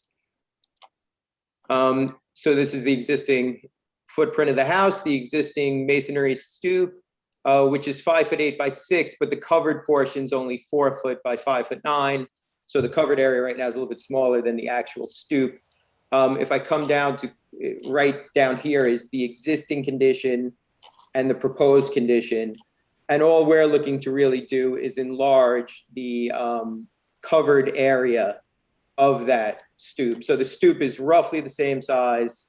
We just want to enlarge the covered area. And then I go to, I jump to. Okay, and where is the principal front yard setback to 18 feet, 1 1/4 inches? So originally, we submitted originally with a different proposal where we did look to go to 18 foot, 1 1/2. Okay. But we've amended that. Now we're only looking for 19 foot 7. 19 foot 7, okay. Yep. So it's a smaller ask. And then the just to show you, so this is the front elevation right now. And as you can see, it's just a very simple gable roof, runs right to left. And there's a very small porch on the house. And we're not going crazy with our design. You know, we're just trying to make it look a little bit more like a cottage, give it a simple gabled roof and a little bit more presence with the entry. But again, it's a fairly minimal project. And it's 1 more foot of non-conformance that we're asking for. Okay. Are you asking for pyramid relief? Originally we were, so the initial plan was to put a second story on the home. And because it's built fairly close to the side lot line, we would need a pyramid law. We would need pyramid relief too. But then other complications came in. We would have had septic issues with the new septic system because the neighbor has a well water, basically well drinking water. So it all kind of became too complicated, and we kind of brought the project into a much smaller project. Yeah, and all this. So you're not asking for pyramid relief in this? No pyramid relief anymore. This- Just the front setback. Right, just setback relief 30 feet to 19 feet, 7 inches. Or 19.7 feet. Yeah, that's it. Correct, that's it. Okay, And yeah, all right, Okay. all right. not as interesting as the last case, so, you know. All cases Good. are interesting. They are. This is great. I have no issue. No, I have no issues either. Not at all. I have no issue. No, me neither. Okay. Would the applicants, your clients, do they want to speak at all or no? They might, I believe they're here. Okay, I saw that. So if they'd like to. I'm gonna speak, stop share on my screen. Yeah.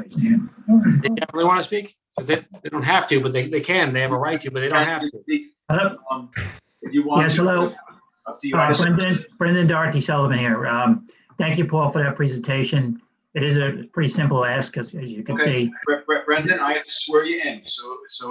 Okay, go ahead. You stated your name and address. Do you swear to tell the truth, the whole truth, and nothing but the truth? I do. Brendan Sullivan, owner of 38 Cove Drive. My wife Dorothy here. Okay, Dorothy, if you'd like to speak, I can swear you in as well. No, I'm good. You can talk. Okay. Okay, all right. Yeah, it's we originally were going to go larger house. We decided to scale it back. It's a house we use just, for the summertime. So we decided we don't need a large structure. And we're just looking to obviously keep a nice stoop on it and do a little bit more of the gabling on the roof. So it's a pretty simple project, as you can all tell. So we thank you for your time. Okay. Thank you. Thank you. Okay. Any other questions from members of the board? Or Katie? Nope. Brandon? Okay. Is there anyone from the public who's waiting to be heard on Zoom this evening in connection with the application of Sullivan? This is for property located at 38 Cove Drive in Sag Harbor. If you're waiting to be heard, this would be the time to let us know by raising your hand. I see no hands. No hands. Okay. If not, Mike, it's yours. Good. So we will close this public hearing, except for written submissions, which will be due by 5/20/21. Now, Candace, does Paul need to send in something changing the request? I believe he's already submitted that. Okay. So written submissions are due by 5/20, and we will have a decision at our meeting on June 3rd at the end of the meeting. So you don't need to be present. You can contact Candace or our ZBA office the following day. Or you can watch us on Zoom. All right. Okay. Thank you. Do we have Thanks for coming. Second. Mr. Daly, Aye. Mr. Kelly, Aye. Ms. Kern, Aye. Ms. Burgess, Aye. Mr. DeSessa, Aye. Joe votes aye. Thank you all. Have a good rest of your night. Item number 3 on the agenda, application of Ralph and Mia Petrillo, property located at 9 East Beach Drive in North Sea, tax map 900, 42-1, lot 19.1. Applicant requests relief from the following provisions of the town code. 1, for the proposed 2-story dwelling on a non-conforming lot 330-83K yards as it relates to 330-11 residential districts table of dimensional regulations for a principal minimum side setback of 6.3 where 10 feet is permitted. And 2, 330-84D pyramid height for pyramid encroachment in the amount of 5,023 cubic feet. 2, for a proposed deck 330-11 for an accessory side yard setback of 6.2 feet where 10 feet is permitted. And 3, for the proposed AC unit 330-77G, placement of accessory building structures and uses in residential districts for a side yard setback of 2.5 feet where 10 feet is required and any other relief necessary. Board has jurisdiction. Susanna, just have to swear you in. And state your name and address, please. Susanna Herman and consultants for the applicant, 1319 North Sea Road, Southampton. And do you swear to tell the truth, the whole truth, and nothing but the truth? I do. Thank you. You can tell us about the application. Okay, this is the Petrillo residence. It's at 9 East Beach Drive in the Southampton Shores subdivision. The lot is 19,385 square feet in an R15 zoning district. It's only 75 feet wide. Can I go ahead and share my screen? Sure. Hopefully this is easy. Yep. Okay. You guys see that? Yep. All right. I'll start with this aerial of the overview of the area. This is the property right here outlined in orange. As you can see, it's on a pretty narrow strip of land. The property is on two water bodies. On the west side, we have Little Peconic Bay, and on the east side, we have Woolly Pond. The width of this strip of land is about 240 feet. The property or the house location on the site is not in a flood zone. It's in an X zone, despite being on this very narrow piece of land here. So that impacts us because we are raising the house on pilings at the suggestion of the Conservation Board and as desired by the homeowner in order to provide protection from potential flooding. So let me pull up the survey. So we are proposing a first floor elevation of 9.9 feet. The surrounding grade or the average grade is 5.25. So we're putting ourselves at a disadvantage with respect to pyramid because we're not able to use the FEMA first floor elevation, required first floor elevation. We're required to use average natural grade here. So that is one reason why the pyramid relief that we're requesting of 5,023 cubic feet seems high. But it's not a large proposed house. It's actually in keeping with the neighborhood. The other hardship that we have here at the site is not only do we have to get wetland permits and meet wetland setbacks with respect to the two wetlands, having Woolly Pond on one side and the bay on the other, but the required new sanitary system is required to be by the health department 100 feet from all surface water. So we have to be 100 feet from Woolly Pond, and we have to be 100 feet from the high water line of Little Peconic Bay. So the proposed new IA sanitary system is located exactly 100 feet from Woolly Pond and 118 feet from high water of the bay.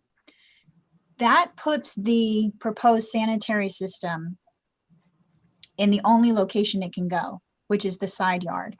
And obviously we can't split the proposed sanitary system into two separate pieces and put one on either side.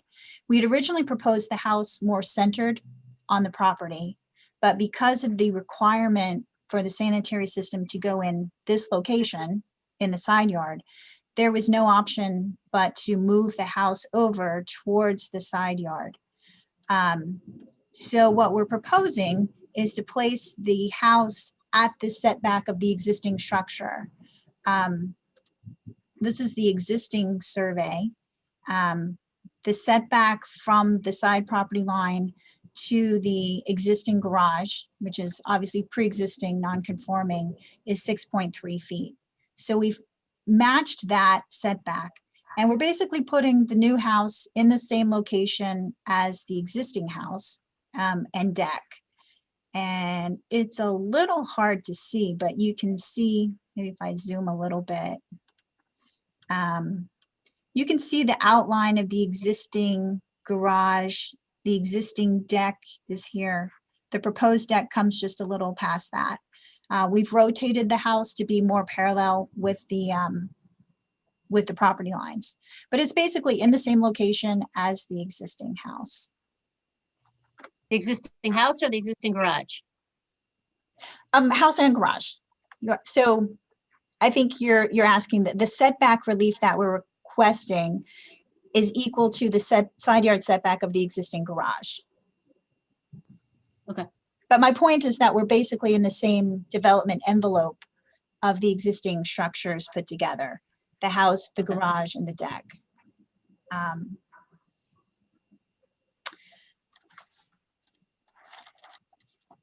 So we have received DEC approval, Southampton Conservation Board approval, Health Department approval. We're expecting soon. We've forwarded them the wetland permits, and that's the last thing that they were waiting for. I should also point out that we were required to meet 125 foot, or we voluntarily are meeting 125 foot wetland setback from the bay, and are protecting a 100 foot non-disturbance, non-fertilization buffer on the bay side. And we're proposing or we've already covenanted the entire waterfront portion of the property on the opposite side of the road here on Wooley's Pond. So there's a lot of environmental protection in addition to the new denitrification IA sanitary system, the drainage that we're proposing to collect roof runoff. So from an environmental standpoint, it's a very positive project. And so there should not be any physical or environmental impacts from the proposed project. So I just want to mention that on this particular road, East Beach Drive, which is one of the nicest roads with the nicest views of anywhere in the town, we have had several other applications over the years because these lots are very constrained.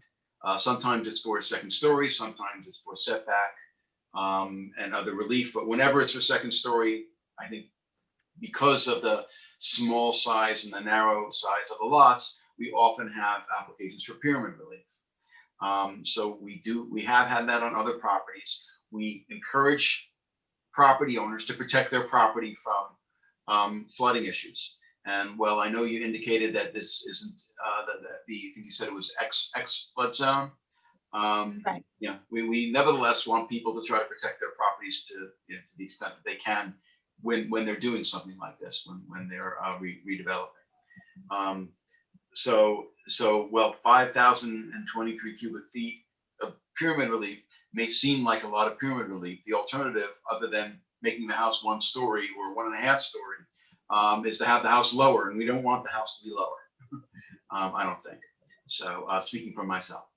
I included in my application some of those variances that this board has approved.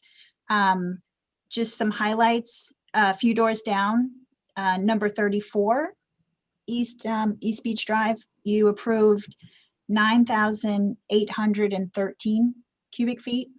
At number 48, you approved 6,349 cubic feet. At number 39, you've approved 5,184 cubic feet. And at number 54, you approved 1,794 cubic feet. So there's definitely a precedent for pyramid relief. I also wanted to point out, this is a survey for a pre-existing house at number 21, few doors down from where we are at number 9. This house has a 6.6 side yard setback. A lot of the other properties are, within 10 feet, within 15 feet of the road. So it's definitely within the character of the neighborhood to have these reduced setbacks, and the pyramid relief is definitely within the character of the neighborhood as well.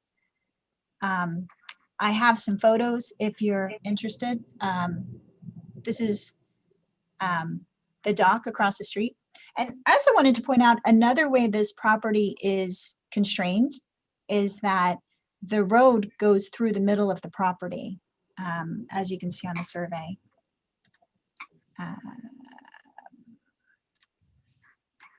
So even though we are conforming with respect to lot area being at 19,000 and change where 15,000 is required, we have this 50-foot right-of-way going through the middle of the property, which further encumbers the buildable area of the lot.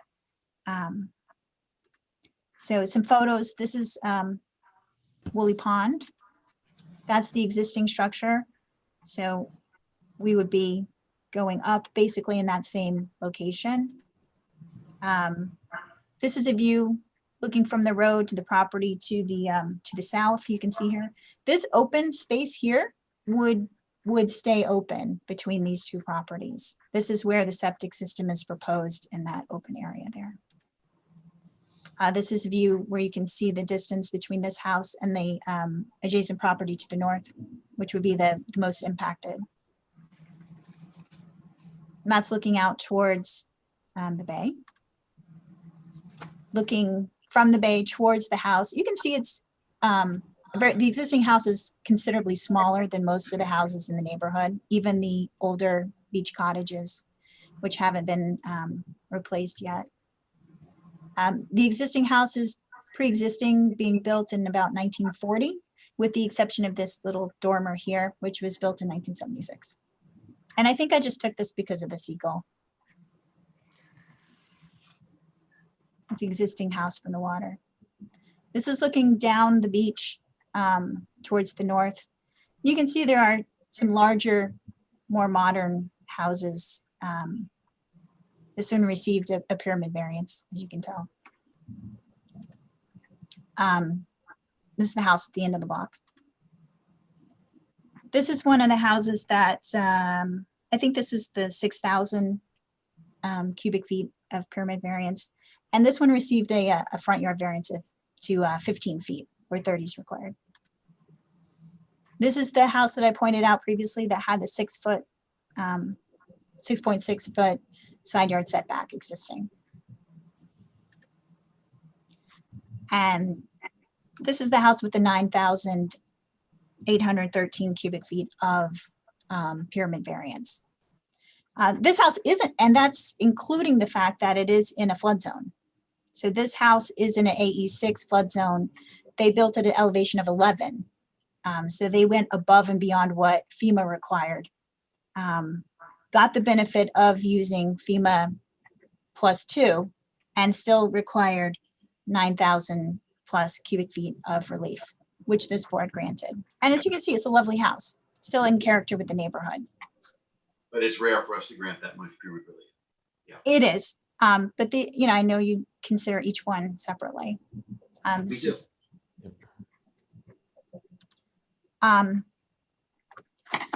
So the Petrillos are on here as well. If you have any questions of them, or if you have any questions of me. I have a question. I agree with Adam's assessment of the cubic footage, and I don't really have an issue with the 6.3 feet of the house staying in the same line as the garage. But the 2.5 feet on the AC units, to me, is just too tight. I would not be in favor of the variance for the AC units. I think they can find a place that's conforming, maybe on the southwest side, maybe even under the deck, or I wouldn't care if it's in the front yard landscaped, but I would not be in favor. It's just too close and too noisy for the neighbors, that 2.5 feet for me.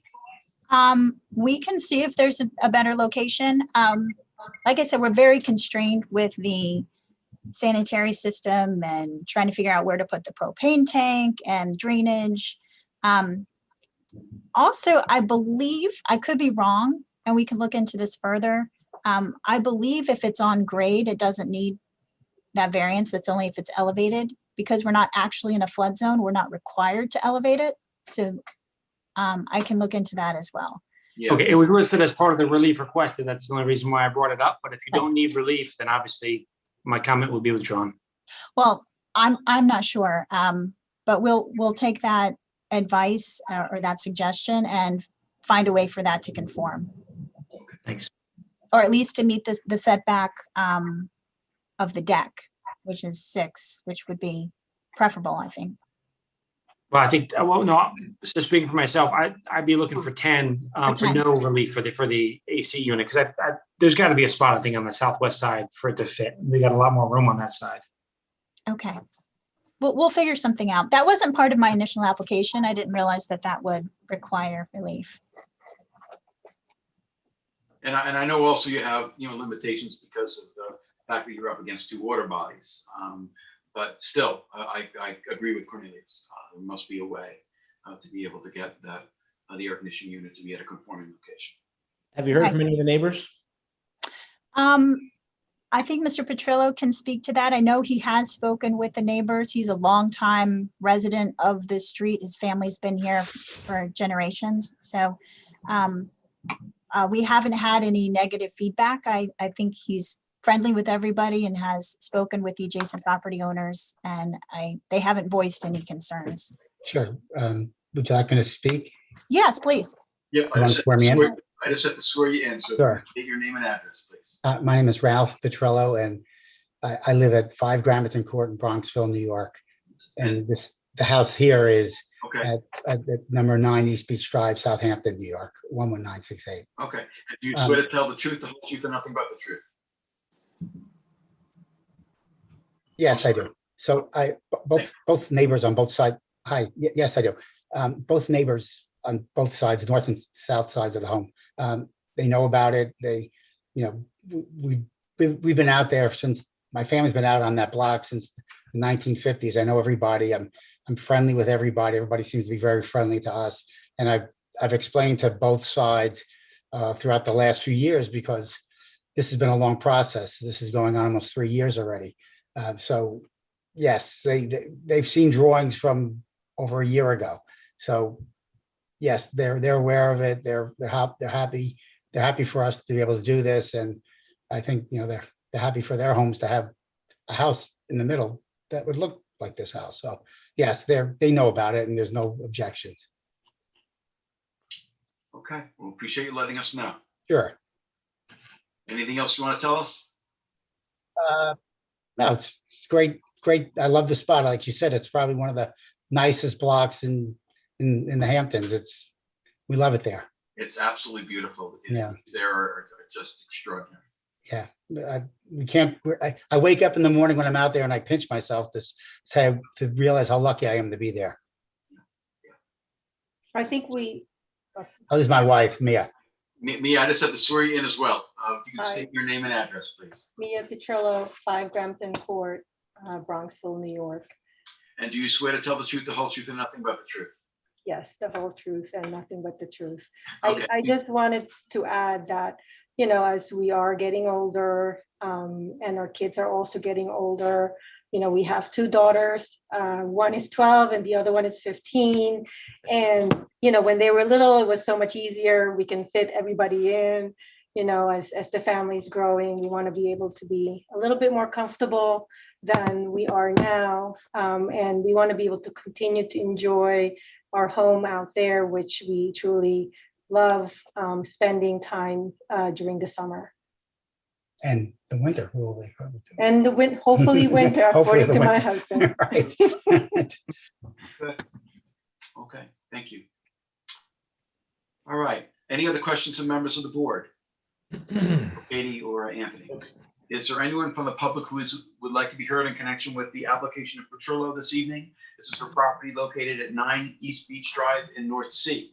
If you would like to be heard, this will be the time to let us know by raising your hand. I see no hands. No hands. Okay. All right. So Susanna, I guess the one follow-up item is just going to be about the AC unit. But we can do that in a written submission. Okay. So I would move that we close the application this evening, except for written submissions. The deadline for written submissions will be May 20th.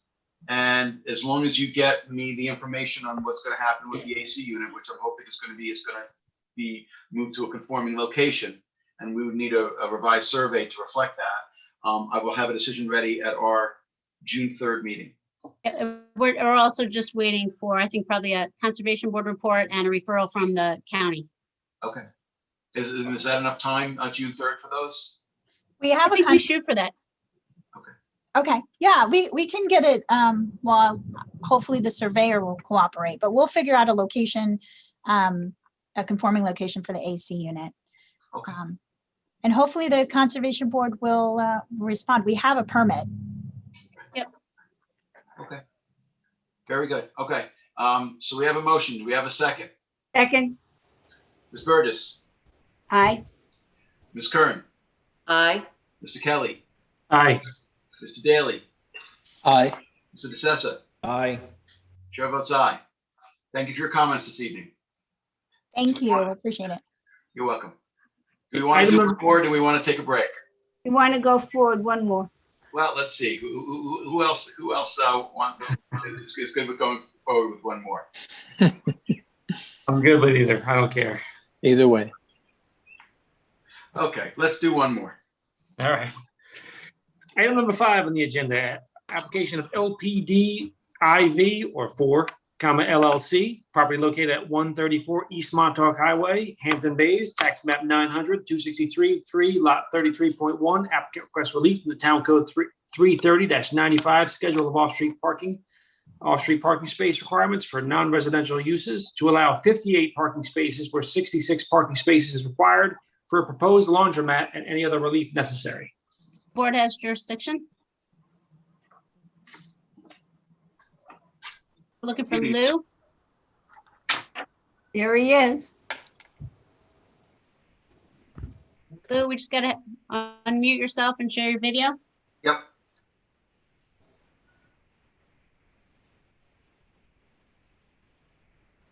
There we go. We can see you and hear you.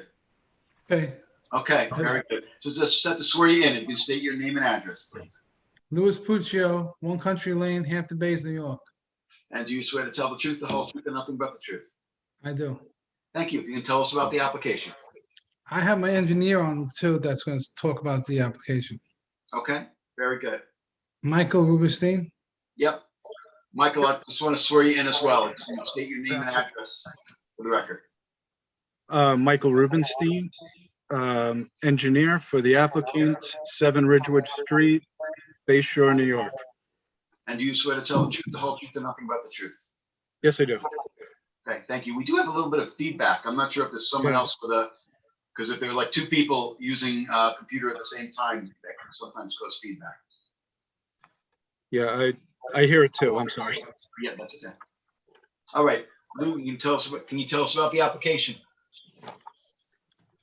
Well, it's a laundromat, and we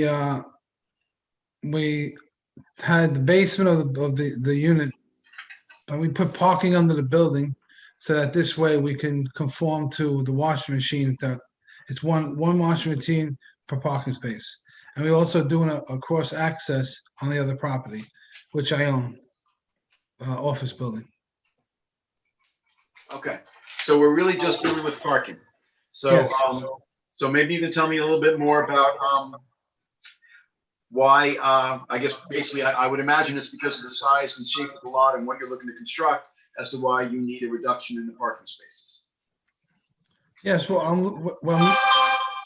I'm losing, I think 4 or 5 spaces in the cross access. And I put half the building, I took out half the basement to put in parking under the building. So I can have more parking, so I can have more machines. Okay. Lou, did you submit did you submit a EAF form so that we could coordinate secret yet? No, Candace told me about that this morning. Okay. We're Sorry, on Adam, that. go ahead. Yeah, we'll need that. Yeah, there definitely is feedback going on. You think it's me? I don't know. Let me go off and see what happens. Well, yours seems to be okay. You seem okay, Lou. Yeah. Okay. Michael, I think something's going on with yours connection somehow. I just I'm not muted. sure, but I just muted. okay. I just unmuted myself. Is that better? Yep. That's okay. All right. Lou, did you want me to speak? Yeah. So good evening, Mr. Chair, members of the board. The application before you is for relief from the town code section 330-95 for parking relaxation. Per the town code, the required parking is 1 space per washing machine. Oh, excuse me, Michael. Yeah, I'm sorry. I You hear the gotta- feedback too. I can't hear you with whatever it is that's going on over there. Yeah, I don't know. Maybe it's my microphone. Do you have more than one device on? No, not that I'm aware of. Let me just, I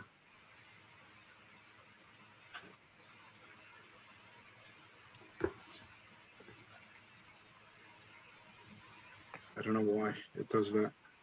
And I was just teaching a class and it was fine, so I don't know exactly what was happening. You want to go off and go back on? Let me just, 1 second. Someone could just walk through the 5-part test. That would be great. Yeah. Is that better? No. No. I just switched.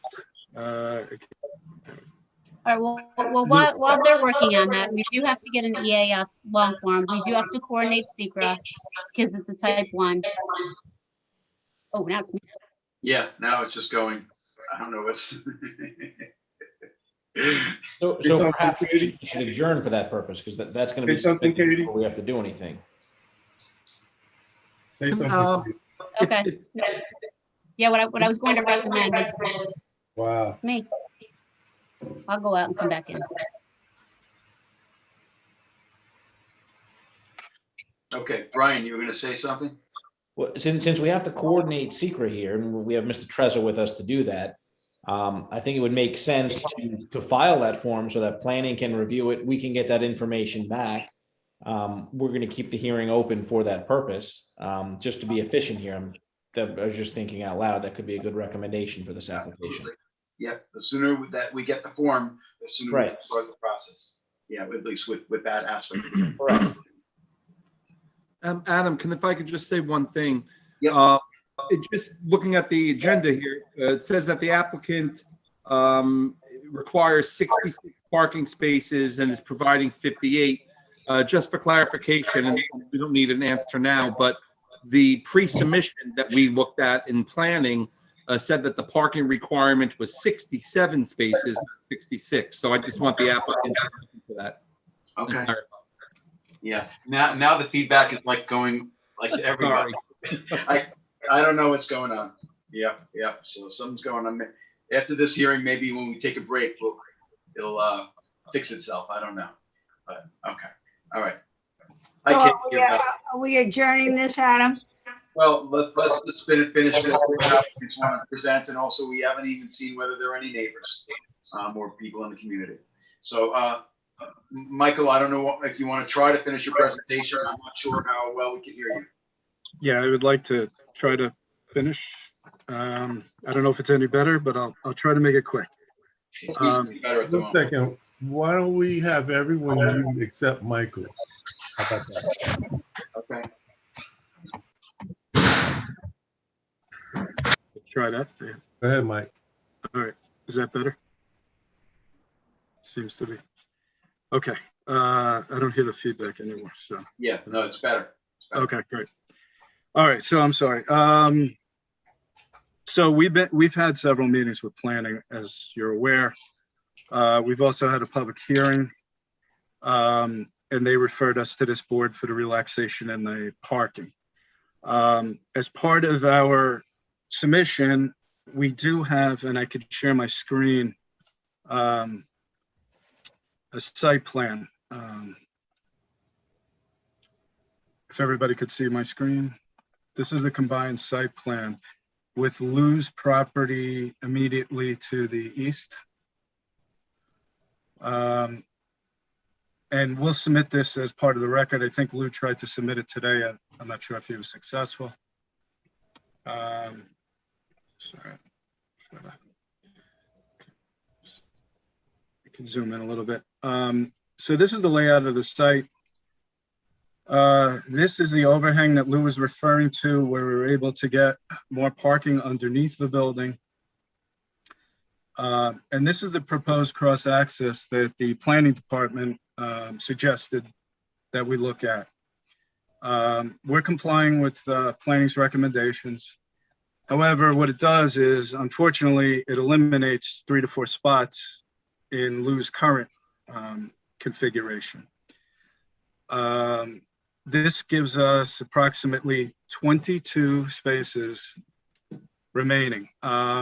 This plan, which I believe Lou is also submitting to the board, shows that we are requesting 66 washers Therefore, 66 spaces are required.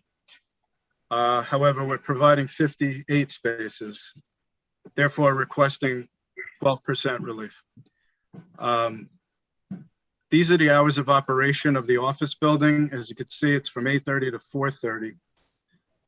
And the existing parking spaces are 25 without taking away 2 handicaps, including 2 handicap spaces. The spaces lost to the cross access, we have as 3. So there's a balance of 22 spaces that could potentially become available for overflow of the parking. There's a couple of letters. One was from Professional Laundry Systems, LLC. I can read that into the record if the board wishes. It's a very short letter, but this does provide some insight on when laundromats are the busiest. It is from Professional Laundry Systems, LLC. They're the distributors of commercial and industrial laundry equipment. Dear Mr. Puccio, I hope this information below will give you some guidance for the flow of business. When are laundromats the busiest? So when laundromats are the busiest, as a general rule, laundromats are most crowded on the weekends. Since most people work Monday to Friday, they save their visits to the laundromat for Saturday or Sunday. According to the American Coin Op survey of self-service laundries, Sunday tends to be a bit busier than Saturday. If you want to beat the rush, arrive early in the morning, right when laundromats are opening their doors. In that same survey, respondents reported that Tuesdays and Wednesdays are the slowest days of the week, followed by Thursdays. On weekdays, traffic tends to escalate after the typical workday ends, so around 4 or 5 p.m. until about 8 p.m. In addition, some laundromats are busier in the middle of the month and at the end of the month, as most people are paid by their employers on the 15th or at the end of the month. In addition, some laundromats are busier in the middle of the month and the letter repeats itself. If you have any questions or concern, please do not hesitate to call me. Kindly regards, Alex Harris, President, Professional Laundry Systems. Additionally, we did some research on the parking requirements in the various towns and municipalities adjoining the town of Southampton. We found the most restrictive are the the town of East Hampton, the town of Southold, and the incorporated village of Southampton. Each of those have the same requirement of 0.75 spaces required per machine. So therefore, if we equate our 66 washing machines and multiply it by 0.75, in those other municipalities, we would essentially need 49.5 spaces. So less than the 1 per parking relief. This is also a letter that we put together, and we could certainly provide that to the board as well. I believe Lou dropped it off this morning. Mr. Puccio is anticipating spending approximately $3 million to approve this site. The need for 66 machines will obviously help offset the construction costs and the development costs associated with this property. The design of the building and the use of the topography of the land, we believe, is appropriate for the neighborhood. The architectural features and the design of the building mimic the adjoining structure, which is the building I designed when it was built approximately, 18 years ago, Lou? 20 years ago. It's going to be very similar in design and character. We understand that Hampton Bays has I guess each building is unique to itself and does have a lot of charm and character, and we're trying to continue that. So based on the above information and the variant, we don't believe that the variance sought today will have a negative impact on the neighborhood. The inclusion of a cross access with the adjoining parcel to the east affords us potentially an additional 22 spaces of overflow on those peak days as outlined in the letter from Professional Laundry Services. The use of the office building is compatible with the peak times of the laundromat, so they are alternating. The office is not fully occupied at the same time that the laundromat is the busiest. And therefore, we don't believe that this will impact the parking. There's any questions from the board? Well, I just want to mention, I know that there's one other laundromat in Hampton Bays. So I'm presuming, I mean, the applicant has made a calculation that there is a need for a laundromat in Hampton Bays besides the one that presently exists, which I think is much smaller than what you're proposing. Correct. You're talking about the one that's further west? Yeah. Yeah. Yeah. The one I think it's in a strip center. It is. It is. And I think it's. I've never been inside, but I think it's very, very small, at least from what it looks like from the outside. Okay. So besides that, when it comes to parking spaces, I, speaking for myself, rely upon the recommendation of the planning board. So I don't know if you've heard anything back from them, but Anthony is here, so maybe we can get some insight. Sure. The planning board did a pre-submission conference on this, and they prepared a memo and they did send it to the ZBA. It largely identifies all the site plan issues that have to be addressed, which is not really pertinent for this board. They did talk about parking, and basically what the planning board said in this case was, provided that the applicant provides a minimum of the 2/3, which is in the site plan regulations, that would be a condition. They would recommend a condition of any ZBA approval that they provide at least a minimum of 2/3. In this case, they're providing more than that. The planning board doesn't really have any objections to the relief.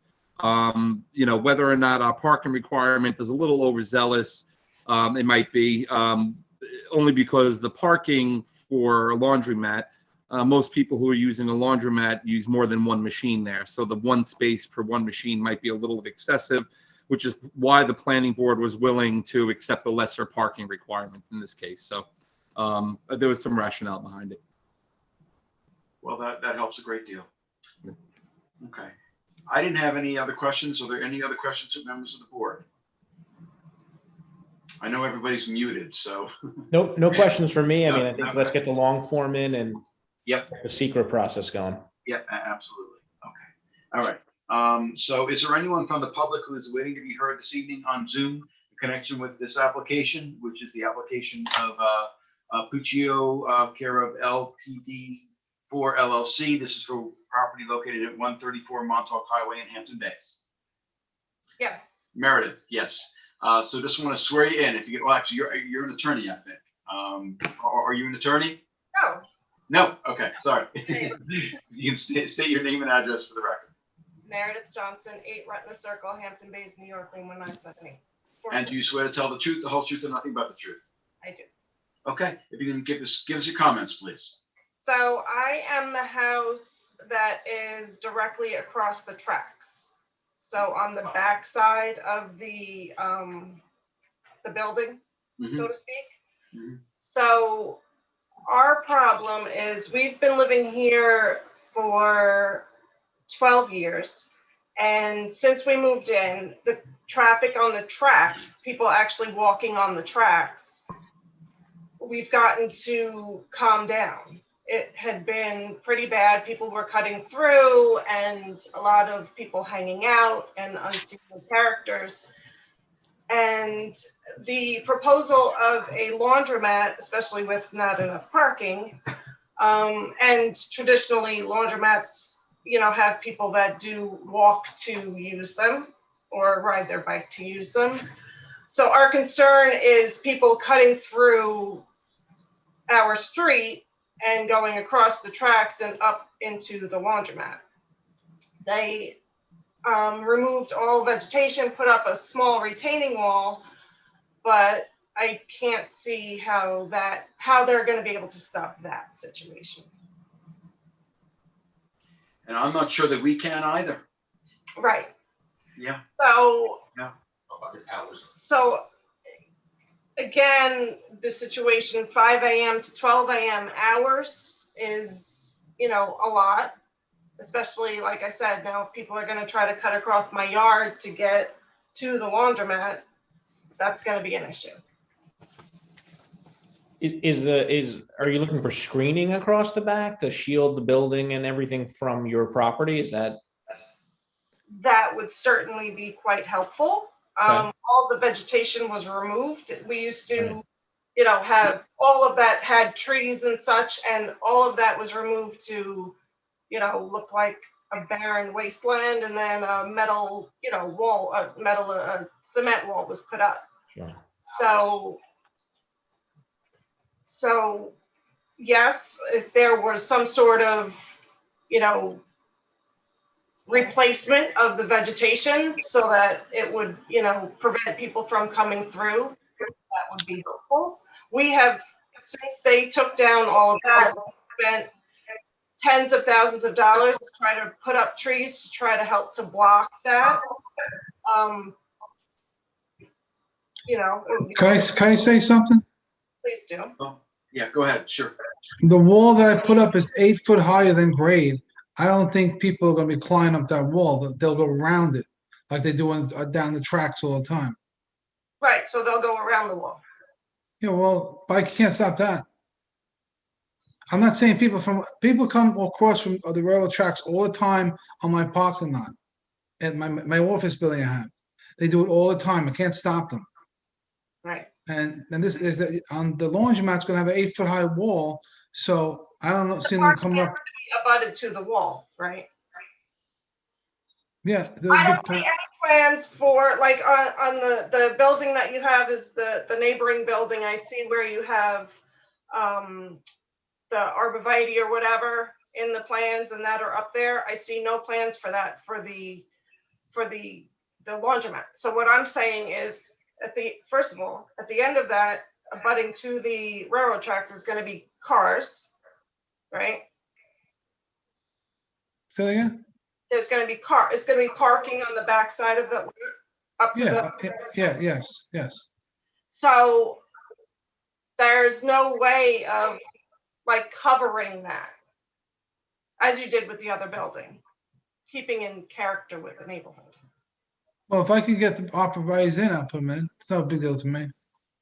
Yeah, but even, and I appreciate that, Aldo, but even if he puts them in, it doesn't stop people from going to the, you know, to a property over, 2 properties over, and walking across anyway. And this provide screening now.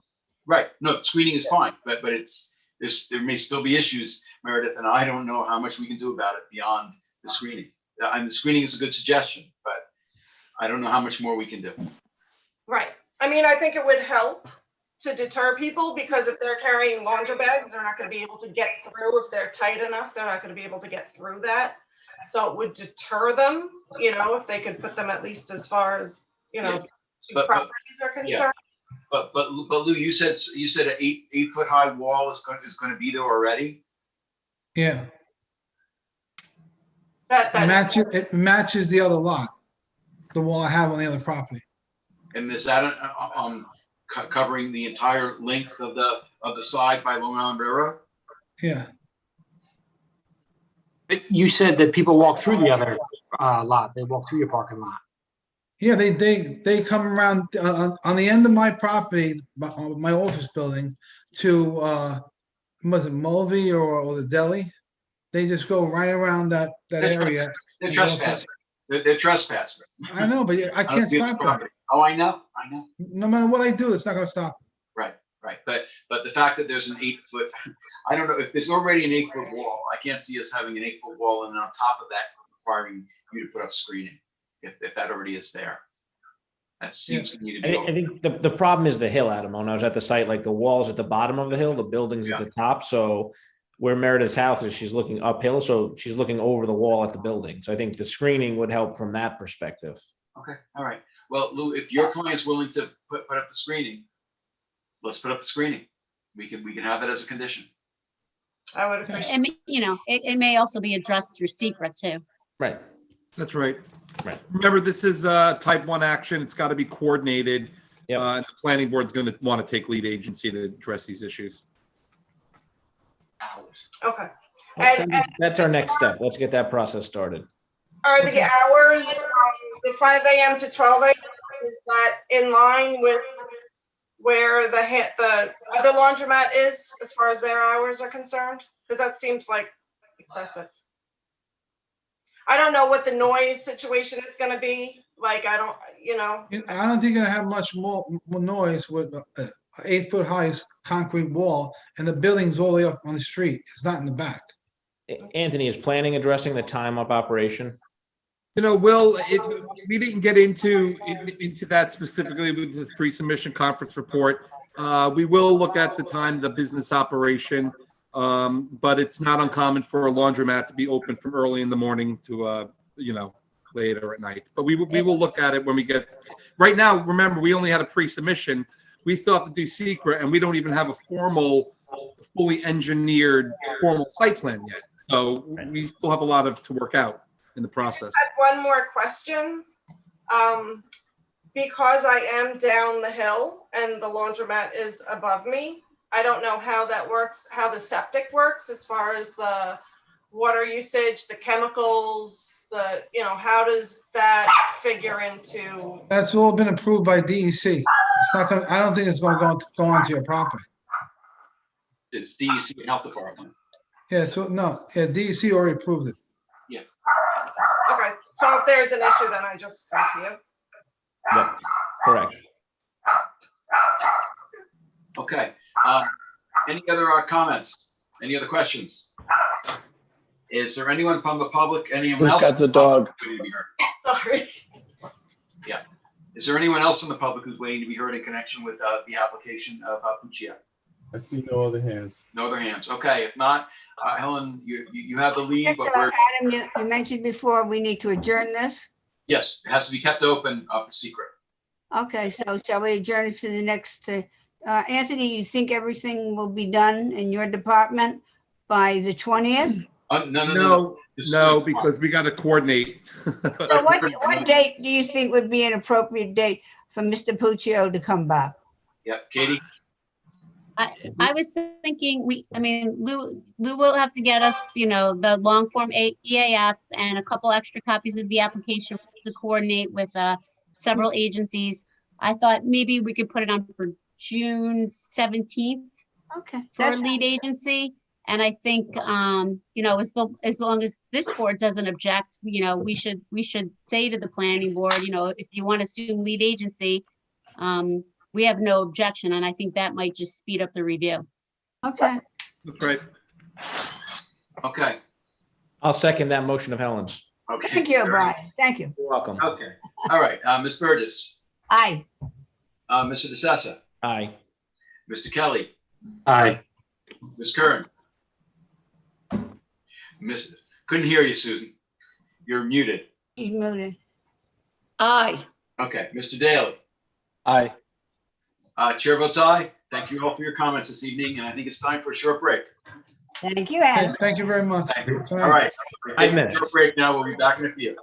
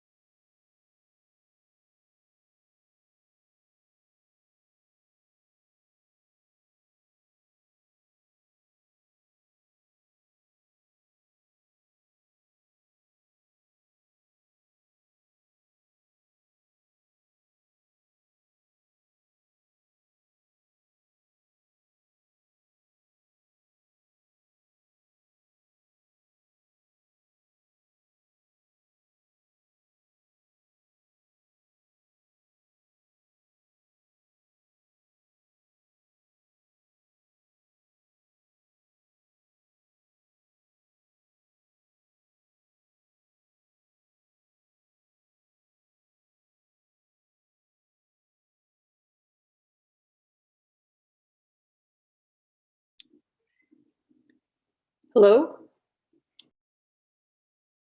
They're just on a break. You can come on. You're on a break right now. Be back in 5. Okay. Thought I'd just let you in.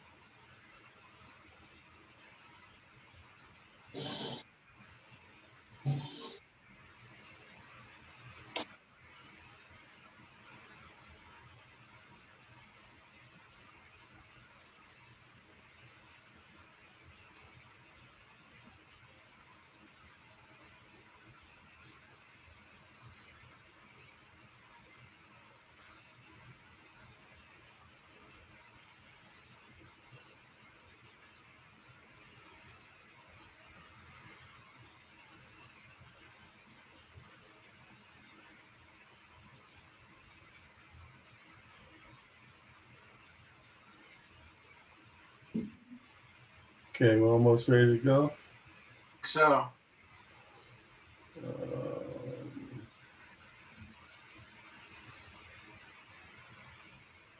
I'm ready when you are.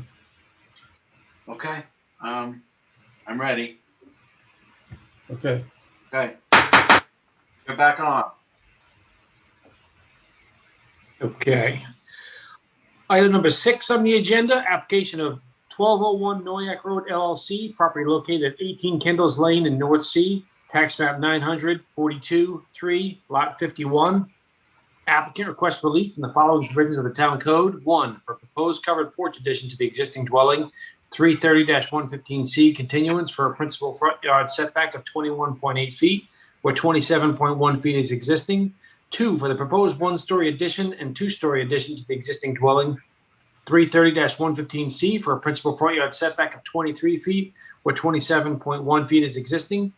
For a proposed tennis court, 330-11, residential districts, table of dimensional regulations for an accessory distance from street setback, front yard of 20 feet, where 70 feet is required, from the westerly property line, 40-foot right-of-way, Kendall's Lane, and 330-76D, placement of accessory buildings, structures, and uses in all districts, and 330-83C, yards to allow the tennis court to be located within the required front yard for the principal building, and 4, for the patio around the swimming pool, 330-76D, placement of accessory building structures and uses in all districts, and 330-83C, yards to allow the northwest corner of the patio to be located within the required minimum side yard for the principal building on a non-conforming lot, and any other relief necessary. Board has jurisdiction. Evening, Kieran. Hello, can you hear me? Yep, we can hear you. We can see you. Okay, I'm Kieran Pate Murphy. I'm an attorney located at 1 Bayberry Lane, Sag Harbor, New York. And I'm here tonight to talk about a house that was originally built in 1780 that now has a significant addition added to it. The idea being that it is keeping the degree of nonconformity, but there are certain structures such as the front porch, which I don't know if you can put the survey up, that is only going to be 21.8 feet from the Noyak Road. And then there's going to be the way the angle of the house is, you can see the dark lines of what the existing house is and what has been added to it. Let's just see. Yeah, you can see it says existing 2-story house to be renovated. That's in dark lines. And you can see the additions facing Noyak Road. We have the proposed porch there. That's 21.8 feet, where the building was 27.1 feet. So that's about a 62% reduction. But again, it's it's just a porch, it's just the entrance. The building continuing down from that 27, it goes all the way down, heading west to 23 feet. They've kept the character of the building, and that's basically it's been constructed except for these few minor additions to the main building that need variances. They have a yes, we've gone through the 23 feet. And then around the pool, which will go on the back here. This is an L-shaped property. It's in the R40 zoning, so it really couldn't, just on this section, the width along the area along Noyak Road, and then the beginning of the further west is it's only 123 feet wide.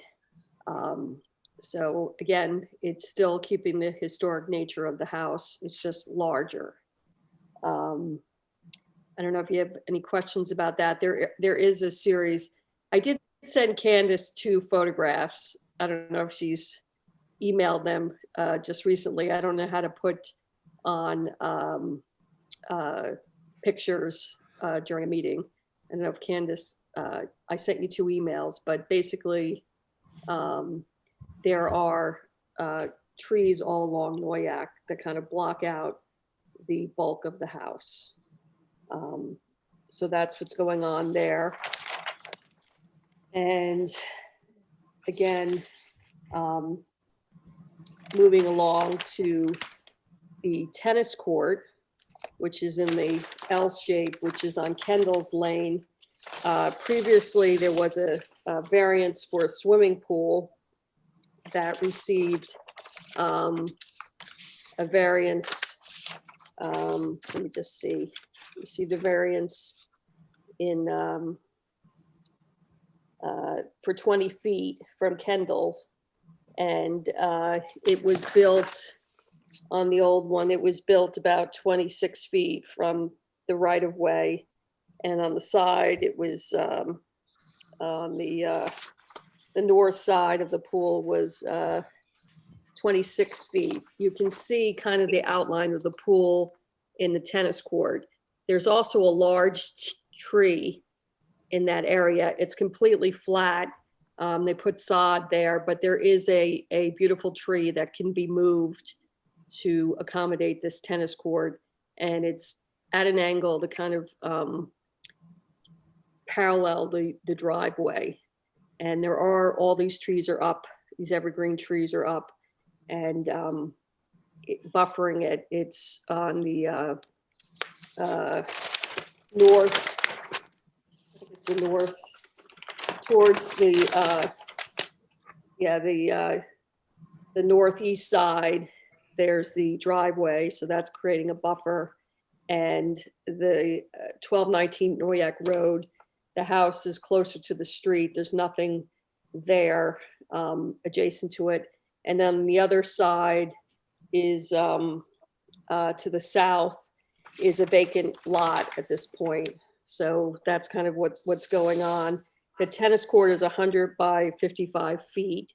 I don't know if that's something that, again, I realize the swimming pool is different from a tennis court, but they did give a variance for the swimming pool.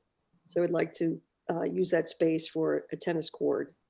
So I don't know if you have any questions about that or any possible changes. Well, there's certainly a lot going on this lot. How big is the tennis court? The tennis court is 110 feet by 55. So it's what we would typically ask you accept. Yes. Yeah, and I looked for that too, Brian. I just didn't see it on there, so that's what I was just checking. Yeah. No, I know they didn't. I actually had you measure it. So We'll need to have that added on there, Kieran, when you get a okay, second. so add on to the tennis court. Yep, so that there's no ambiguity later when someone's looking at it to see if we gave a bigger court. Okay. And, And because the tennis court is in technically a front yard because of the right of way, you avoid the problem with rear yard lot coverage, which you otherwise would have had for the tennis. court. yes, which is great for me. Yeah. Because that's a lot of math. math. What's the rear yard in this property? I'm not exactly even sure. Yeah, if it even has a rear yard. Yeah, well, yes, well, they've changed the entrance to, it's Kindle's Lane now, that 40-foot right of way. Yeah. And there's a big house going on across the street. And there's a Mr. Baker who submitted into the record that he owned 2 lots that are in this adjacent to it, that he was in support of this application. And he, with his tax lot numbers, it's in the record. I dropped it off. I just got it the other day. But anyhow, yeah, this tennis court, you know, it's not really, it's an unusual shaped lot, and it doesn't take away from the historic nature of the house. And the pool is, you know, in its part of it, the section there. So, yeah. Speaking of the historic nature of the house, does the applicant intend to landmark this house? they must have, because they added on to the house. I mean, I can get that report because they've already added on to, you know, this house has already been expanded. No, I understand, but I figure since there was a lot of emphasis on its historic nature, I just figured I'd ask about whether that was something that. And it has, and I'm sorry, the picture, I wasn't able to send it. I don't know if Candace is, I sent her an email, but I can submit that into the record if she's still on. But I can submit pictures, but it still looks historic, the main house. And it has evergreens in front of it. So, you know, basically the variances asking for the main house are really, you know, the porches, the second floor addition. I mean, it's still keeping the kind of angled distance, but it would never meet the R4 or 40 zoning because it's only on the street side, Noyak, it's only 123 feet wide, you know, so that's what we're dealing with here. And, you know, this house could have been knocked down, but it wasn't. And it still maintains the historic character of the property that has not changed. It's just been added on in the same style. So anyhow, I have not heard any negative comments from any neighbors. So I don't know if anybody's here. I have one more thing to talk about. If you want to get back to the tennis court, Sure. that I wanted to make, my client was concerned about because Noyak Road is very busy and the code, this is a through lot. So you're allowed to, since the access used to be Noyak Road, we've now changed it to Kendall's Road. So 330-109A7 allows you to have a 6-foot fence. And he really, you know, as long as you go to the ARB and you have buffers. So there's already a line of evergreens along the street. So that would be behind it. It has to be 5 feet away from the property line. And, you know, I guess just to get a confirmation that, you know, Kendall Lane is going to be the entrance and this is really the backyard. And they'll be putting up this fence slash kind of wall. I mean, it's to reduce sound because the way the house is, you drive up, the front of the house is really the backyard.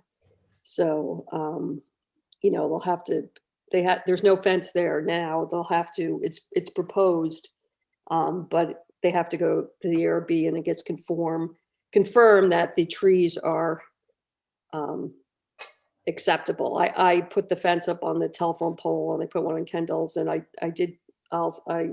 will submit pictures showing that it does, you're not gonna see this fence. But you're not asking for variance relief for a fence? No, I'm just, yeah, I would just bring that up because it does, Okay. you know, that he was very concerned about that, and I explained that. I just You wanted should to get that- confirm that with the building department then. Yeah, okay, that's, yeah. Yeah. The building The other thing I department. just And I don't want- know if you can just. I keep put that swapping in out my your yard. cover letter and with the variance, but it got, I mean, I put this back in January, it got delayed or I don't know what happened.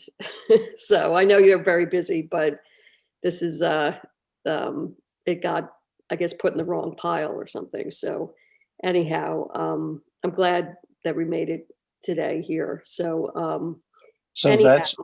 that's the proposed 6-foot fence on this Along Noyak. drawing that is 5 feet off of the property line?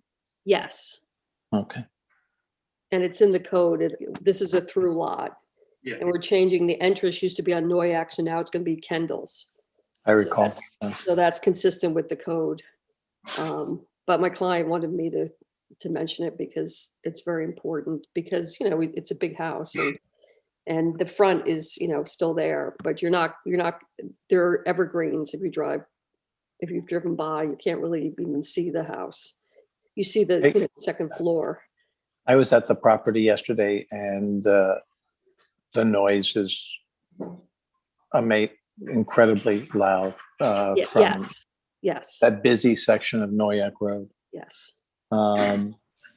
You know, I don't have an issue with that front porch there. I mean, the whole house is really so close to the road. That porch is really a decorative feature. It's not an enclosed spot. Okay. I did ask him why for the additional addition on the left side of the house, I guess on the west side,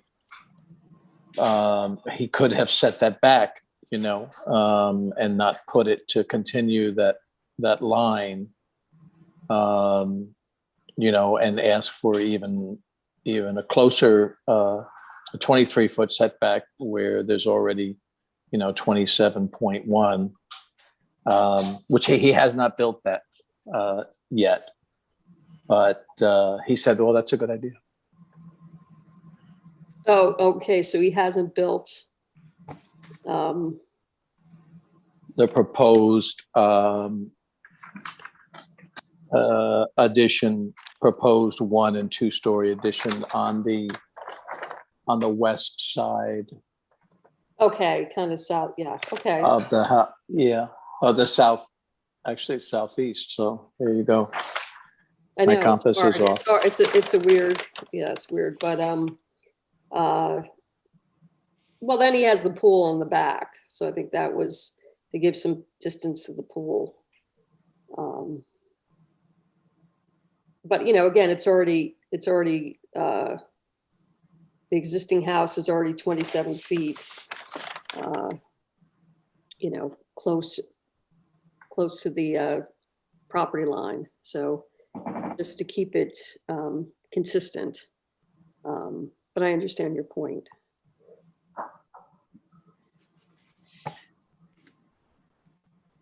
I had a question, which is in terms of the tennis court and the screening that's on the survey. Yes. Will the applicant agree to a condition that screening be maintained? Yes. All right, I think that would help. Okay. Is there anything else you want with the tennis court, or? Well, speaking for myself, I'm okay with the tennis court, but like I said in the beginning, it seems like there's an awful lot of activity, a lot going on this little parcel. But you know, it does conform to lot coverage, so I can't say there's an issue there. And the setbacks are, in the scheme of things, relatively modest, except you know, for the tennis court in the front yard, and that, you know, I think probably the only significant number is the 70 feet to 20 feet, but you don't really have anywhere else to go. Karen, are there wetlands on this property? No, the adjacent property, it has the wetland boundaries, and they've been, yeah, there's no wetlands. There's actually, if you look, where they flagged the wetlands, it's the property line, it's 192 feet is the, and then it says 158. So that proposed patio CE would be, I guess, within the 200 feet. Right. You know, I think it would be administrative. There's a lot in between, but there's no wetlands on this property. But it looks like there is an administrative wetlands permit, right? I think so. I don't have it in front of me. Yeah, I mean, So can you find out and submit it if you have one? Because I think we made a referral to the Conservation Board. yeah. Oh, okay. Yeah. In addition, it's worth mentioning that this parcel, in effect, has 2 front yards, and that's the reason that a tennis court in a front yard is something that is can be considered and is often considered by our board when we have a constrained lot with 2 front yards. So did you see the comments that were made by Marjorie Riley regarding elevations were not available at the time of this review? Yep. Yeah, Karen, we want to make sure, I don't know whether have you seen the comments? Yes, I did see that. And it was not, I guess she went to Dennis O'Rourke and they talked about it, and it was not put in the, it was not put in the notice or anything. I guess it was considered part of the existing nonconformity. Okay. Well, we just want Because to there was no, I know that's why probably it was delayed as well. Because obviously if there was any pyramid issue, that would have been noticed, and I would have been, there's just her report. No, I think the question is whether or not the plans submitted were sufficient for her to identify whether there was a pyramid violation. Did you submit any revised plans or anything? No, there's a set of plans that were submitted. So.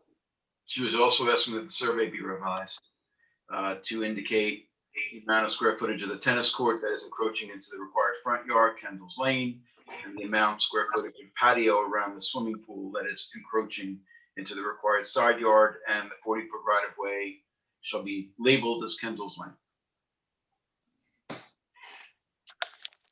So we're definitely going to need a revised survey if those issues haven't been addressed. And in addition, Karen, if you can reach out to Marjorie about the pyramid calculations and making sure that whatever she has is satisfactory, and if it isn't, find out what she needs. Okay, I'll definitely do that. She's been out. If these issues haven't been resolved, you should come back and resolve them. Okay. We have a few people that want to speak too. All right. Any other questions from members of the board?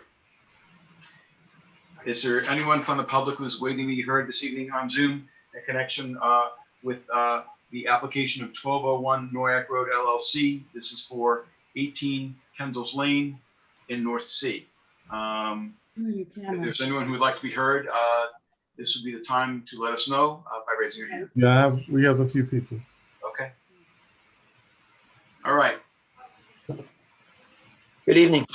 Good evening. Just have to swear you in unless you're an attorney. I'm sorry, I didn't hear you. I said I just have to swear you in unless you're an attorney. No, I'm not. Can you put your video on? I believe my video is on. If you can just state your name and address for the record. My name's Adam Bergman. I live in 21 Kendall's Lane. And do you swear to tell the truth, the whole truth, and nothing but the truth? Yes, I do. Thank you. If you did not give us your comments on the application. Thanks for your time this evening. I've lived on Kendall's Lane for about 25 years now, and I've had a couple of properties. both on Kendall's Lane, 21 and 22. I've watched this construction project, obviously, from the beginning. And as the chair pointed out, there's a lot going on here. What I'd like to comment on is the tennis court and the drainage issue that we've been having for the last year, stemming from the grade of the property and the water that runs down Kendall's Lane. Now, I've read the application. It says it's a through lot because it's between two roads. Then there's the precedent of the pool, which describes it as a setback from a right-of-way. Now, I don't know if a right-of-way is the same as a road, but Kendall's Lane is about a quarter of a mile long. It's a dead-end, quarter-mile dirt road, right? Yep. Mr. Daly was there. Adam, it's a road. It's a road, so it's Okay, it's a road. Yeah. So it's a dirt road that's been flooded throughout the winter, and the runoff has gone into Woolly Pond to the extent that the oyster fishery has been affected. The oysters have shut down, and the silt is washing into Woolly Pond. So I'm quite concerned that the tennis court as an impervious area when there's already a drainage problem. So there's a problem with the execution of the plans that everything drains to the driveway and the driveway drains to Kendall's Lane, which is dirt. So now if you add even more impervious area, we're gonna have an even worse drainage problem. So I've spoken to the developer. He's aware of the drainage issues. We've talked about putting a drain in across the bottom of the driveway. He seemed to agree with that, but nothing's ever happened. And I think it's a problem for Woolly Pond. It doesn't affect me personally very much. Well, Kendall's Lane is a private tax lot. It's private property. It's owned by an LLC where there are 6 properties involved. I am the managing member of the LLC. And as I see the ruts develop and the erosion of the road, I'm sort of duty bound to speak up. But I think we have a drainage problem now without the tennis court. And I think the tennis court will only add to it. It is not a level property. They've added dirt. So it might be a foot above Kendall's Lane on the high side and probably 3 feet above Kendall's Lane on the low side. So if you were to try and drain that where the drains are where the dry wells are on the plan for the tennis court, you'd be digging into the ground. So I'm quite worried about a tennis court.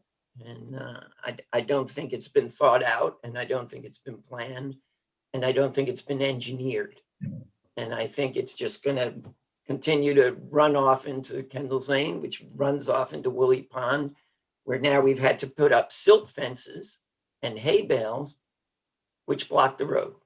It's blocked the access to the dock. It's at the end of the road. And now people are going to be taking their dock carts, wiggling around hay bales to get to the dock, which is trying to stop the runoff. Sorry, I've gone on at quite some length here, but I'm quite concerned about this tennis court and the drainage issue on this property. And where is your property as compared, on the survey compared with the tennis court? Is it to the south or to the north? It's across Kendall's Lane. So that would be to the north side. Yeah, west, I guess. West. Okay. Okay. Yeah, it's across. Okay. So you're directly across the street on the other side of Kendall's Lane? Not so direct. I'm a little down Kendall's Lane farther, but my property is. Hold on. How far down? How far down are you? The house? I have a. Yeah, your property. How far away is your property? Is it like 500 feet? Is it 1,000 feet? Is it more than that? No, my shed is across from the tennis court. Okay. Okay. That's all I was trying to figure out. Yep. All right. It does look like this property went through road review. So they do have it, as far as I can tell, just from looking in our system, it does look like they're supposed to make some improvements to Kendall's Lane. Did you see any of those recommendations? I have, indeed. Okay. And I've had several conversations with the town engineer and, we talked about how we could improve the road so that it's it's a private road, so we have to be responsible for it and we're responsible for the maintenance going forward. So we spoke to Tom Houghton and how we could, and I've seen the recommendation. Okay. I just thought that might address some of the runoff. I hope so. I'd like to see it happen. Yeah. And, I also want to mention that, it is an obligation of a property owner to have, water within reason, retained on their property.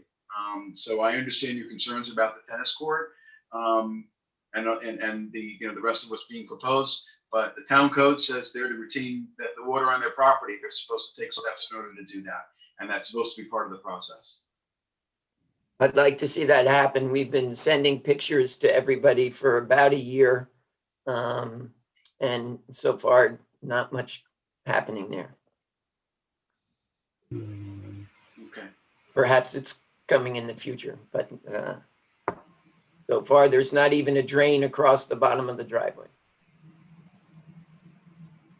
Karen, do you have any information about issues related to drainage of any kind for this project? I'm sure that my client will comply with all the recommendations of road review.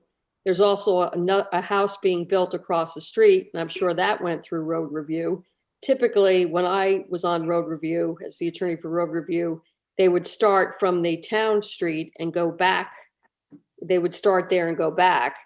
I would think with heavy trucks, and if we're going to build a tennis court, we would put the drainage in after, if we get the tennis court and these other variances, though most of the house is built, that will be put in. The road is a dirt road. I didn't go all the way down. I just went up to Kendall's, and it starts to slope down towards the water. This is the second house in from the, as you come into Kendall on the left side.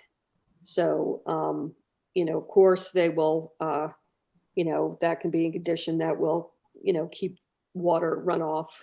I'm sure that an engineer can calculate the runoff from the tennis court, that it is maintained on the property. And I'm sure that road review required some drainage or paving. I mean, I was kind of surprised, but this road has just been a right of way. And now there's all this construction going on this property. So, since it's a private road, eventually everybody's going to have to maintain it or get it into the highway system. But as you know, the highway system, you have to be 3 rods. This is only 40 feet right of way. But anyhow, so that's the situation. But of course, my client is going to, right now there's sod where the tennis court is and it's flat. It's not really flat is the problem. Well, I would encourage Sorry. and Adam, for the two of you, if you're willing, to have a conversation about what else can be done to address the concerns of Mr. Bergman related to drainage. Of course. I appreciate the fact that you're going to comply with the town as you're required to, but obviously Mr. Bergman is concerned about this enough that he's taken the time to express those concerns here. And I would certainly like to see what can be done to address them to the extent possible. No, I understand that. Yes, I agree with that. And I'm sure every homeowner should be contributing to maintaining the road since it is private. So I'm just wondering, has there any improvements been done on this road? It looks like nothing. Actually, to address that, there is. I think that these are a lot of things that are going to be looked into, and we're going to have to circle back on some things. So, the hours a little late in my mind. Okay. Another night. Not going to get resolved this evening. Yep. Okay. Okay. All right. In the meantime, I want to find out whether there's anyone else from the public who's waiting to be heard in connection with this application for 18 Kendall's Lane in North Sea. Bill Claire, Okay. got to put your video on.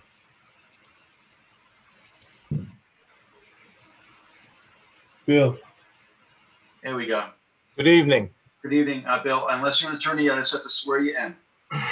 Please I'll state put your name both and- hands up. state your name and address, please. Bill Claire, Big Fresh Pond Road, Southampton. And you swear to tell the truth, the whole truth, and nothing but the truth. I sure do. Do you live near this property? No, I grew up at 1219 Noyak Road next door. Been there since 1957. I know pretty much everything about what's going on there and has gone on there. All the properties that are on Kendall Lane are basically flat, and we've never really contributed hardly any water to the road, which then in turn turns Woolly Pond brown. Since I've been a kid playing around there, fishing, crabbing, clamming, whatever we did, I never saw Woolly Pond brown. I've seen it brown 6 times in the last year. And all the water that's causing that is coming out of number 18. Now, Katie's mentioned something about road review before. Road review has addressed nothing but the surface of the road. No drainage or anything. If you look at your site plan, there's a lot of drainage proposed on there for roof runoff and the tennis court. There's not one dry well that addresses the site water from the rain. That property was flat. The driveway went out to Noyak Road. The swimming pool was in the back. Never contributed water to Kendall Lane. All the excess fill, other than just recently that got trucked off the site, was used to raise the whole area where the tennis court is being proposed. It's all pitched to the driveway, and the driveway is all pitched to Kendall Lane. And we've asked and asked and asked, and nothing has got done.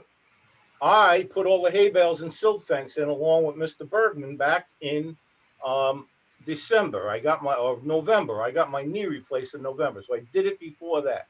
So it would be good for the winter. We still got water running down there. And it's not when you get a 1/4 inch of rain or even maybe a 1/2 inch of rain. But when you get those thunderstorms and it's running out of his driveway like a gauntlet down the road, and now we're supposed to repair the road with all of his water running there, washing it out. I've been in the excavating and drainage business for 40 years. Right down the road from here was my yard. I'm retiring now. There was also mention about road review being involved in the other project that Kieran talked about across the road. I'm doing that job as my last job. That job address is 16 Dover Avenue. No site, there's no road review to do with that property at all. And before I got laid up, I made sure that that property was all graded to a hole to collect the water all winter from the site. Number 18 Kendall Lane never addressed it. All he talks about is yes, yes, yes. I'm really worried about Woolly Pond, and the next thing you know, it's brown again. So all I want is that addressed. Woolly Pond is a very, very fragile piece of waterfront. We got a fellow growing oysters down there. They almost all suffocated last year because we had rain after rain after rain, and the pond was brown for a week. Nobody's done anything about it. So you want me to agree to what he would like to do, and everybody has a right to do what is within reason on their property. All I want is the water to be kept on his property. That's it, bottom line. And Bill, that's what the town code says the applicant has to do. Adam, I agree 100%, but this job's been going on for 2 years now, and the water's still running out of the job. Yeah. So, like I said, he wants relief on things. I'm a very reasonable person. I might want relief on something. I've gone through variances. I know all about it. But work with us. Adam Bergman and I had a conversation with Mr. Tunick the other day on the road, and yes, yes, yes, yes. But nothing happens. Okay. As with Adam, I encourage you to reach out to Kieran and for a conversation to be had. Obviously, these are significant concerns to you both. And they should I be- agree with you that it is a concern, and property should be contained on site. I mean, that's a basic, as you know, building requirement. Exactly. And now, he wants his tennis court. He's gonna have to, we're gonna have to go meet with the town engineer and get this fixed. And that's something that, I will work with the owner with to get it done. Because he wants his tennis court and his driveway's in. I saw the driveway and it needs to be fixed. So hopefully the town engineer can tell, me in simple terms what needs to be done. And I will get hopefully Mr. Zachary Turnick to come to the meeting with his engineer and get this done because he wants to finish this house. So I think there's motivation here to get this done properly and get it done correctly. And so, that's something that I will convey to him very strongly. And I know you're an expert on drainage and you did my parents' house. So I know that you're very skilled and know these things. And I was surprised, just the condition of the road, but I figured, well, maybe it's all construction, but road review, I'm sure. I'll have to go take a look at it because, it is near very sensitive water, as you said, Woolly Pond. That's all I care about is Woolly Pond. I don't care about anything else. I don't care about what's on his property. All I care about is Woolly Pond. Yeah. And Kieran, you can get a hold of me. Your colleagues in the office have my number. Yes. We would love to meet you and Mr. Bergman and Mr. Tunick and maybe Tom Houghton at the site again. I mean, this is dozens of times I've tripped over the town engineer because not only am I doing number 16 Dover, I did number 28 Kendall before that. And the building department required that we put a trench grate across his driveway. His driveway is as big as your tip of your finger, where 18's driveway and lawn is as big as the palm of your hand. So Let's pick another day to come back. Kieran has a lot of issues he's got to resolve. And we'll get meeting because it has to be done correctly. I mean, it's an engineering issue. And which very simple. It's very simple. Very good. Thank you very much for your time. Thank you. I'm glad to hear that. Thank you. Okay, so. You're welcome. All right. So do we have room on the 20th? I don't know if we do. Do we now? I just want to make sure there isn't anyone else who's waiting to be heard. I see no hands. No hands. Okay. All right. Candace, do we have room on the 20th or do we need to make it the following meeting? I would suggest June 3rd. Yes, Marjorie has been out of the office. So Karen, we're going to have to figure out who we can talk to in the building department so that you can address the comments that she had listed. Okay. So I think May 20th is going to be too soon. Okay, like I said, I tried to I know Marjorie's been out for a couple of weeks now, so hopefully she comes back next week. So yep. All right, so that discuss the issues with Marjorie and also to have a meeting about the drainage. Absolutely, with the neighbors, and then hopefully when we come back, we'll have a plan. Okay, great. Thank you so much. Okay, so we'll keep this open. Yep. We'll keep this open for all purposes, scheduling the next appearance for June 3rd. Okay, do we have a second? Second. Mr. Daly, Aye. Ms. Burgess, Hi. Ms. Kern. Ms. Kern, we You're can't muted. hear you. Aye. Mr. Kelly, Aye. Mr. DeSessa. He's muted. Aye. Aye. Okay, chair votes aye. Thank you all for your comments this evening. Thank you very much. So I'll see you on June 3rd. Okay. And I'll see you, Mr. Claire, hopefully sooner. Excellent. Okay, thank you. All right, bye. Okay, item number 7 on the agenda, which is application of 80 Cobb Owner LLC, property located at 80 Cobb Isle Road in Watermill, tax map 900-163, lot 19. Applicant requests relief from Town Code 330-83K yards as it relates to Town Code 330-11, residential districts table of dimensional regulations for a principal rear yard setback of 30 feet where 35 feet is permitted for proposed two-story dwelling with attached understory garage and any other relief necessary. Board has jurisdiction. Brian DeSessa, I'm recusing myself in this application. All right. Okay. Bruce, good evening. Just have to swear you in. Good evening. You can state your name and address, please. Bruce Anderson, Suffolk Environmental Consulting with offices on Main Street, Bridgehampton. And do you swear to tell the truth, the whole truth, and nothing but the truth? Yes, sir, I do. Thank you. You can tell us about the application. Okay, we're here on a project to redevelop a property at 80 Cobb Road in Watermill, Suffolk County Tax Map number 160-3-18. We're here because we need two forms of relief. The first is 330-83K, which deals with yards, and the second is 330-11, which is the table of dimensional regulations. This is in an R40 zone. We have provided you with an application, which includes a property survey prepared by Borilski Land Surveyors, building plans prepared by Glenn Cordova, which are dated February 1, 2021, and the application was accompanied with photographs of the site and a zoning analysis of the neighborhood, which we believe consists of those nearby properties that front on Myers Pond or Burnett's Creek. It is the objective of the applicant to redevelop the property with a single-family dwelling with a proposed deck and patio and pool.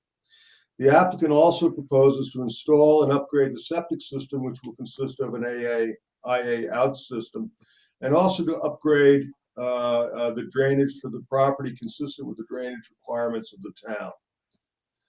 By way of background, the property benefits from a certificate of occupancy A11296 dated July 7th, 1993, which provided for a one-family dwelling, attached garage, porch, and deck, along with a certificate of compliance number 15325 dated October 29th, 1993 for a swimming pool. So the amenities that have existed on this site are the same amenities we seek to have in our redevelopment project here. In our initial analysis and conversations with the building department and the building inspector, we were all under the impression that the project as planned would be permitted as of right. And so the applicant proceeded in obtaining the appropriate approvals for the demolition of the dwelling. The pool, which is also slated to demolish, still remains on the property. But further discussions with the town's building department, we all agreed that since the property was a waterfront property, the front lot line would be the shoreline of Burnett's Creek, and the rear property line would be Cobb Isle Road, and the remaining two property lines obviously being side lot lines. So the property actually conforms with the dimensional requirements in the R40 zone in which it lies, and accordingly, the setback for the rear property line would be 70 feet in this particular zone. However, the property automatically benefits from zoning relief provided in section 330-83K, which was the section added by the town board that allows rear yards with the dimensional regulations in 330-11 to be halved, provided that no such front or rear yard would be less than 30 feet, which is why we thought initially everything complied. But when 50% of 70 feet becomes 35 feet, and thus we now are asked for 5-foot relief, which we think is quite reasonable and quite small. The redevelopment of the property has forced the development obviously up against Cobb Road in order to comply with the town's wetland laws. I'm just going to if I can, I'd like to just refer to the survey so we can all take a look at that together. So here's a very irregular shaped, hang on. All right.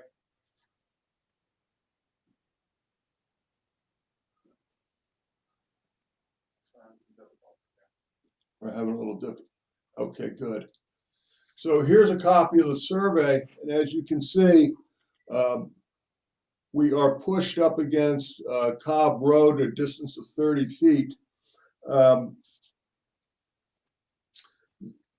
And the important thing here is, if you look closely at the survey, you'll see the pool in stippled line. You'll see the old house in stippled line, which is directly adjacent there too. And those two structures, the house which benefited from a CO was located 55 feet from the wetland boundary, and the pool was located some 48 feet from the wetland boundary. So we are asking to remove these structures. We're asking to build similar structures, but further from the wetlands. And the board should take notice that we have already received the appropriate approvals from the town's Environmental Division and Conservation Board, and also have received approvals from New York State DEC. We expect Health Department approval shortly. So to go through the standards, we believe the grant of variance will not cause an undesirable change to the neighborhood because the proposed redevelopment of the property complies in all other respects of the zoning code, including pyramid relief, except for the very minor relief that we're requesting. We submit the benefits will not sought cannot feasibly be achieved without a variance due to the presence of the wetlands on the property. Development is crowded up against Cobb Isle Road, which you can plainly see, which greatly diminishes the building envelope to construct a dwelling typically found in this area. If you take notice of Cobb Isle Road, you'll see how it sort of bends around to the lower right. And when you take setbacks from there, you're eliminating, as of right building areas. All that area to the southeast is basically precluded by zoning, either because of the presence of wetlands or because of the location of the road. We submit the variance is not substantial in relationship to the minimal requirements.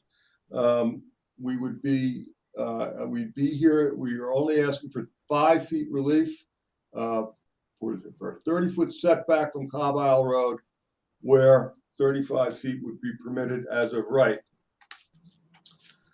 We submit the granting of variance would not have any impact on an adverse impact on the physical or environmental conditions of the property, of the neighborhood, because we're in full compliance with the town's wetland requirements, the state wetland requirements, health department requirements, and the town's drainage requirements.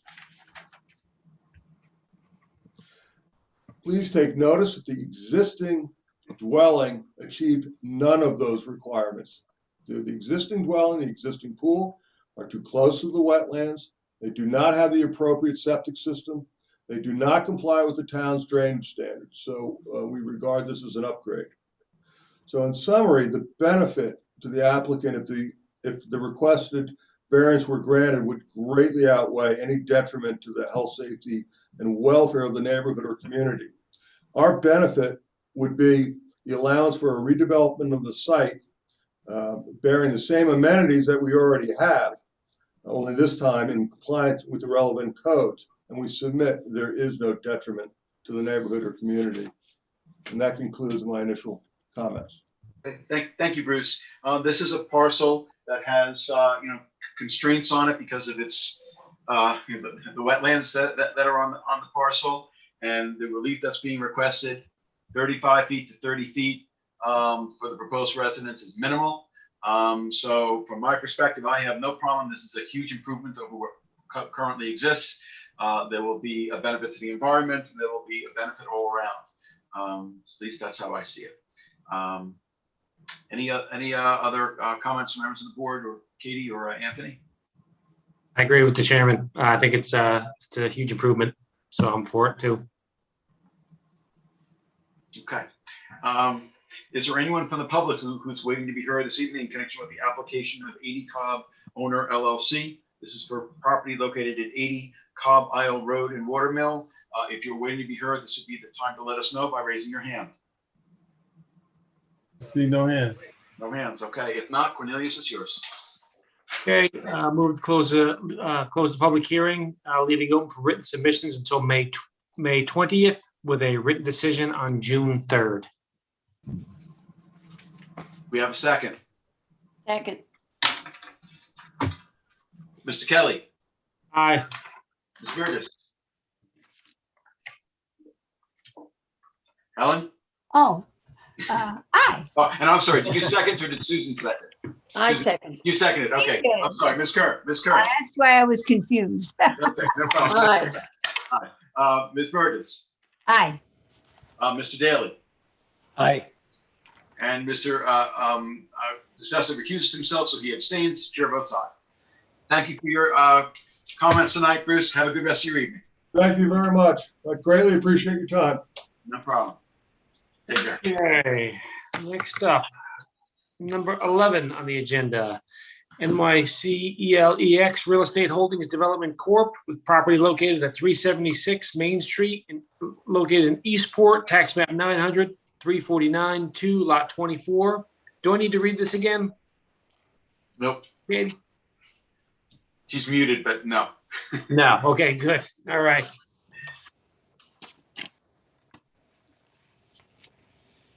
Okay. Okay.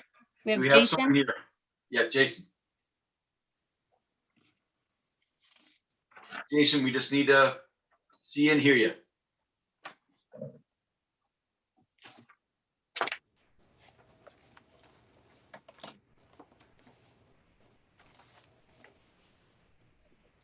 Trying to get him, yes. Yeah.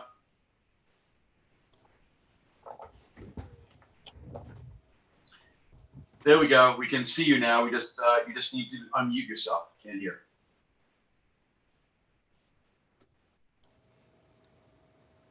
There we go. Okay. All right. So I believe you were previously sworn in. Were you previously sworn in, Jason? No, sir. No, sir. Okay. All right. You can state your name and address, please. Jason, Building Permits Plus, Brookhaven, New York. And do you swear to tell the truth, the whole truth, and nothing but the truth? So help me God. Thank you. Okay. You can tell us where we are with the application. Okay. We haven't got the surveys back yet from the surveyor.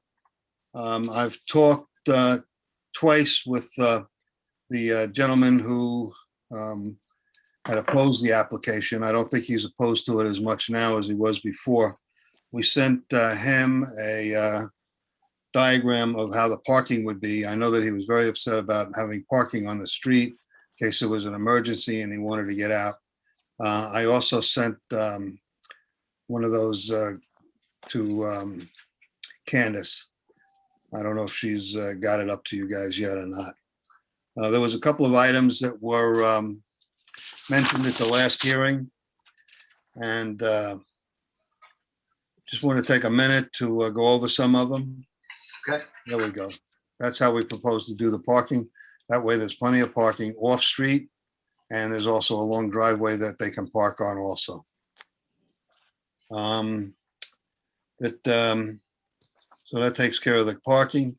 During the ZBA hearing, our neighbor mentioned something about the Casperian barn. It's really not a barn. It was turned into living space.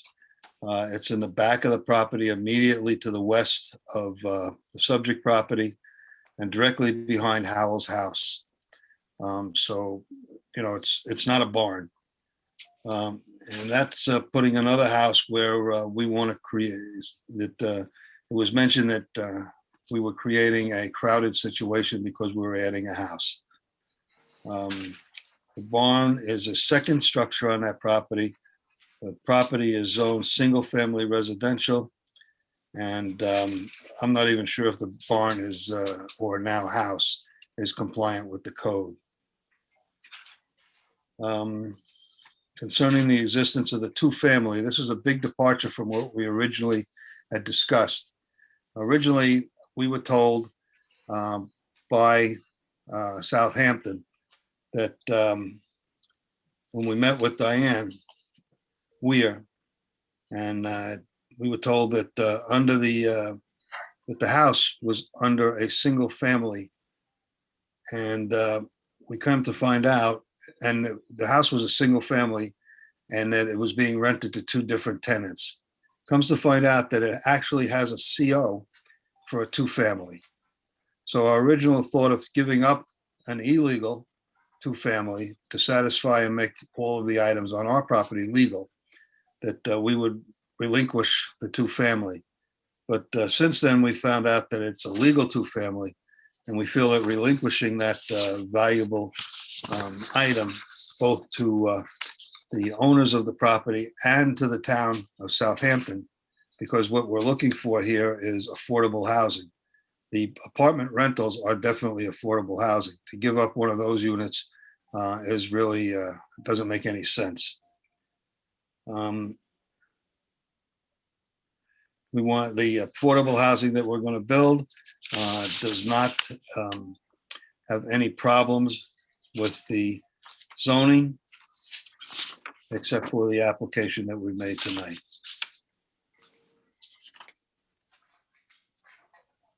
And really, this whole thing boils down to adding living space for some people that work in Southampton so they can live in Southampton, and try to maintain some semblance of what the Southampton was all about, instead of just a lot of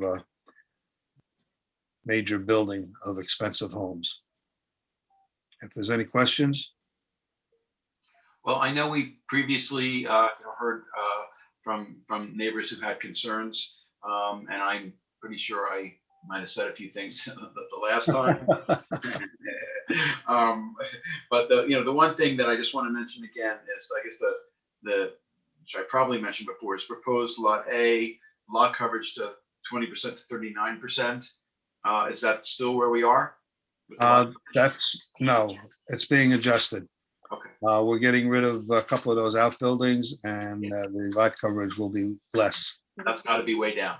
Yes. Yeah. Okay. So that needs to be calculated all the sidewalks and all that. Yeah, originally calculated in the coverage was sidewalks, and all Okay. that stuff. So it's got to be. So maybe the figure was Yeah. calculated I think incorrectly. it only comes out to 25%, basically. My boss says it only comes out to 25%.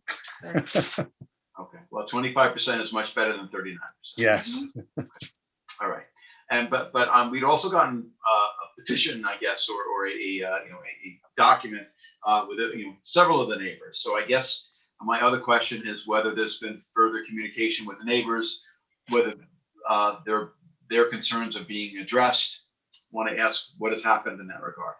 Okay, what's happened is that Mr. Howell and I have had some communications. He seemed to be the person in charge. And we were going to have a meeting, but that was postponed because of COVID. I think COVID is basically under control now, and we could have a meeting other than a Zoom. Some of the people were not able to do a Zoom meeting. So in person, I guess, vaccinated and with masks, we can all get together. Okay. Well, I think that would be a good thing. 'Cause Okay. Whenever possible, if we can have property owners and their neighbors getting along, that's always preferable to Yes. people not getting along. Well, what we did today, I tried to get a hold of him, but his number seems to be sent back to the number where he lives in the city. So it gave me a crazy message that referred to Verizon 07, whatever that meant. And I sent him 2 emails today that we were having this meeting, and I guess he might not have gotten them, or whatever the reason is. But he's my point of contact. Okay. Well, and overall, looking at the lot and looking at the two adjacent lots to the east, and the lots, a couple of them then across the street, going further to the east, and then there's another one to the west. What's being proposed in terms of the subdivision into the 2 lots is, in my view, fairly consistent. Yes, it is. Immediate vicinity. Yep. So yeah. This will not be a detriment to the community. This will be a positive. It'll be a net gain of 1 affordable housing unit. Right now. Right now, it's a dumping ground. People drive down that street.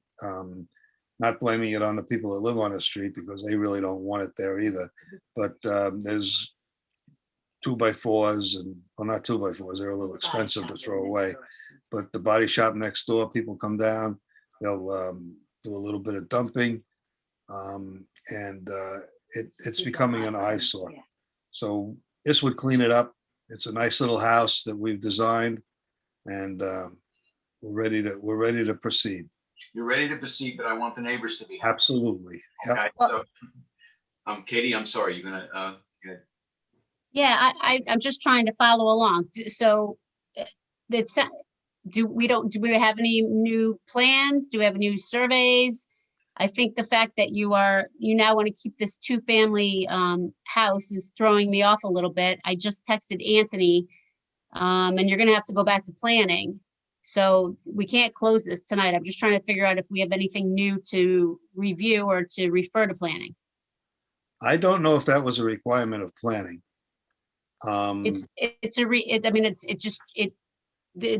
to be a requirement of planning because they're looking, they're going to be looking at parking. Now there's 2 families. It's always been. change. Okay. No, at the last meeting when you were here, I have in my notes here, we had a condition that the front lot was going to go from 2-family to 1-family. And then, so you're essentially keeping the property has 2 families. It's just now they would be spread out between 2 separate lots rather than combined in the front house. And I was okay with the application at that point. We weren't going to increase density in the neighborhood, and the neighbors were upset about it. Now we're talking about removing that condition and essentially making a 30,000 square foot lot. Yeah, the 2 lots broken up will be in character with the neighborhood. I agree with that. But the density is going to be increased because we're going to have 3 families essentially getting 10,000 square feet each. So speaking just for myself, that would be a deal breaker for me, making it a 3-family subdivision as opposed to the 2-family subdivision that we had discussed. I understand you got more information with the CO that I guess now the front house was legally a 2-family, but either way, just speaking for myself, the 3-family aspect of it would be an issue. I understand. We can show the parking on the front lot is way excessive of what we would need to park 2 families there. They could probably. No, I'm just saying it's an analysis that the board needs to look at, and it would help if we saw the plans. I have just, you had said that you haven't gotten any revised surveys. I'm just saying that we can't close it tonight. There's no way. That's okay. Yep. And also, Jason, do the neighbors know that it's now going to be 2 families on one lot and another family on the other?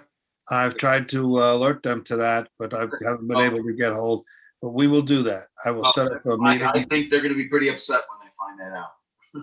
Not Well, how much is going to change is that you're the just trouble- adding one more house on. The trouble is that if we want to move ahead with what the board wants, what the town board wants, and what they passed the ordinance for affordable housing, that's the only way it makes sense. Yeah, no, To have 2 families and 1 family. I think that's the true. And I tenants- think, yeah. I think the affordable housing, I mean, I think even Mike had said it the last time, more affordable housing is good. I just the board needs a better analysis now. And we need to, like I said, everybody kind of had it in their head that 1 was being eliminated. So if you want to go back to that, I just want to have a new conversation about it. And it would, we kind of, I don't think anybody knew that was being proposed.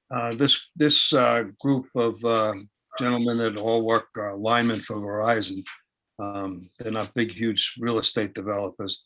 They were under the impression, just like we were, that it was a 1-family house and that it was being used illegally as a 2-family. That's why we made that agreement originally, but it turns out that that was not the case. The case is that it's a legal family. Yep. You said that before. Yep. So we just need to see your plan. We need to see an updated survey with all correct information on it. And we need to have a good idea of what it is that you are trying to accomplish. Yes, so we need you to come back. And in the meantime, I want to see if there's anybody who's waiting to be heard. But as Katie said, we're not closing it tonight. Well, I didn't think it would be fair to close it tonight, not without the input, because I wasn't able to reach them to get them to come and to be on the Zoom meeting. If you got something first or second week of June that's open. Well, it's first and third. First and third. We don't meet every week. We have June 3rd and we have June 17th. 17, Okay. if that's possible. Okay. All right. Before that, want to find out if there are any other questions of members of the board. Katie, do you have any other questions? No, I just wanted to say to Jason, if he could maybe tomorrow follow up with Anthony Trezza, just to get back on the planning board's agenda, you know, with the new proposal with keeping the house. Okay. Let me make a note of that. Okay, she's got it. Okay. I'll Thank give you. him a call. It's a little tough to get through sometimes. You guys are busy people. So, Yeah, or email him. excellent. Okay. That's easy. Thank you very much. Okay. Oh, well, we're not quite done yet. We're not quite done yet. Okay. All right. So, want to ask if there's anyone from the public who's waiting to be heard in connection with the application of Nicolex. This is for property located at 376 Main Street in Eastport. If there's anyone who's waiting to be heard on Zoom, this would be the time to let us know by raising your hand. No hands. No hands. Okay. Cornelius, it's yours. Okay, we're going to leave it open for all purposes with a return date of June 16th. I'm sorry, June 17th. I got the wrong, June 17th. Don't show I'd my be here all June by 16th. myself. Right, yeah, sorry about that. Okay. Thank you very much. Bye-bye. Okay. Do we have a second? Second. Okay. Mr. Kelly, Aye. Mr. Daly, Aye. Ms. Kern, Aye. Ms. Burgess, Aye. Mr. DeSessa, We lost Brian. lost Brian. Okay. All right. Lost Brian and we lost Anthony. Wow. Okay. All right. Chair votes aye. Have a good rest of your evening, Jason. Thank you. You too. Take care. Thank you. Okay, we have an add-on to the agenda. It's item number 13. It's application of David Sherwood, property located at 22 Bayview Road in Noyak, tax map 900-19-1, lot 16. This is an amended decision that I believe someone has. Adam does. Okay. Okay. I had recused myself on Sherwood. Oh, okay. So someone's got to read it. I can read it. I can read it. Okay. You just have to vote on it. Okay, because it's literally just probably reading what's on the agenda. On April 15th, 2021, by decision number D021037, this board granted pyramid and rear yard coverage relief for a proposed two-story dwelling. This decision is being amended to correct a scrivener's error, to wit, the revised date of the survey. Therefore, decision number D021037 is hereby amended to refer to structures as shown on the survey prepared by Joseph Secapico, PC of Colonial Surveying, PLS, dated August 15th, 2020, last revised February 24th, 2021. All other provisions and conditions of D021037 remain in full force and effect. I propose what Katie just read as a decision. Okay. And is there a second? Second. Okay. Cornelius, can you do the roll call since I'm recused? Oh, yes. Who was the second on there? Mike? Michael? Yeah. All right. Mr. Daly? Aye. Ms. Kearns? Abstain.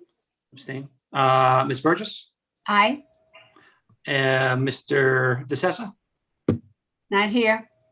Not here, still lost him. Okay. And Mr. Kelly votes aye. Okay. So we only have 3 votes. Yeah. We only have 3 No. votes. Okay. Okay. We'll have to do Okay, that we at the next meeting. I have to do it for the Yes. next meeting. Can we withdraw that? Can I withdraw my motion? Sure. Okay, I withdraw that decision. All right. Should we make a motion that it be on the agenda for the next meeting? A motion that it is on the next meeting's agenda. Second. Second, All in favor? aye. Aye. Opposed? Okay. All right. With that, we have decisions. I don't know who has them. I've got a pile of them. So I can get started. Okay, I have a decision in the matter of the application of 90 WGL LLC. This is for property located at Suffolk County Tax Map Number 900-103, 224. This application is for property located at 90 Wild Goose Lane in Watermill. The applicant seeks a variance for a proposed covered patio with roof deck. The application passes the standards set forth in New York State Town Law and the Southampton Town Code. Therefore, this board grants applicant relief from Town Code 33011 Residential Districts Table of Dimensional Regulations for a principal front yard setback of 62.9 feet where 100 feet is required for a proposed covered patio with roof deck, as shown on the survey prepared by Nathan Taft Corwin, the third land surveyor, last revised March 19, 2021, and the plans and elevations prepared by James Edward Thies, architect, dated November 25th, 2020. Granted, the foregoing relief is subject to such other conditions and permits as applicants have already acquired or may otherwise have to acquire for final approval of the subject premises, including addressing the comments from the building department with respect to any changes made to the pool house, and roof over patio, the addition to the outdoor fireplace, and the rear pergola by the outdoor fireplace. Do we have a second? Second. Ms. Burgess, Aye. Mr. Daly, Aye. Ms. Kern, Abstain. Mr. Kelly. Chair votes aye. I next have a decision in the application of Julie Medler. This is for property located at Suffolk County Tax Map number 957-135. This application is for property located at 80 Bay Street, North C. Applicant seeks variances in connection with a proposed screen room and to address variances for a swimming pool that benefits from a certificate of compliance. This application passes the standards set forth in New York State Town Law and the Town Code. Therefore, this board grants relief from the following provisions of the Town Code. For the proposed screen room on a non-conforming lot, Town Code 33011 Residential Districts Table of Dimensional Regulations for a total lot coverage of 23.7%, where a maximum of 20% is permitted. And 2, for the location of the existing swimming pool, Town Code 33077D, placement of accessory building structures and uses in residence districts, for a rear yard lot coverage of 35.2 feet, where a maximum of 20% is permitted, as shown on the survey prepared by Gary Benz, dated April 14, 2020, last dated December 4th, 2020, and the plans and elevations prepared by John David Rose, architect, PC, last revised March 29, 2021. This decision is subject to such other conditions and permits as applicant has acquired or may otherwise have to acquire for final approval of the subject premises. Second. Mr. Kelly. Aye. Mr. Daly. Aye. Ms. Kern. Abstain. Ms. Burgess. Aye. Chair votes aye. I next have a decision in the matter of the application of 65 Cliff Drive LLC. This is for property located at Suffolk County Tax Map number 909-118.1. This application is for property located at 65 Cliff Drive, Noyak. The applicant seeks a variance for a pyramid encroachment for a proposed two-story dwelling. This application was modified several times to reduce the pyramid encroachment, eliminate a third story, and have both a detached garage and swimming pool comply with the town code. As modified, the application passes the standards set forth in New York State Town Law and the Southampton Town Code.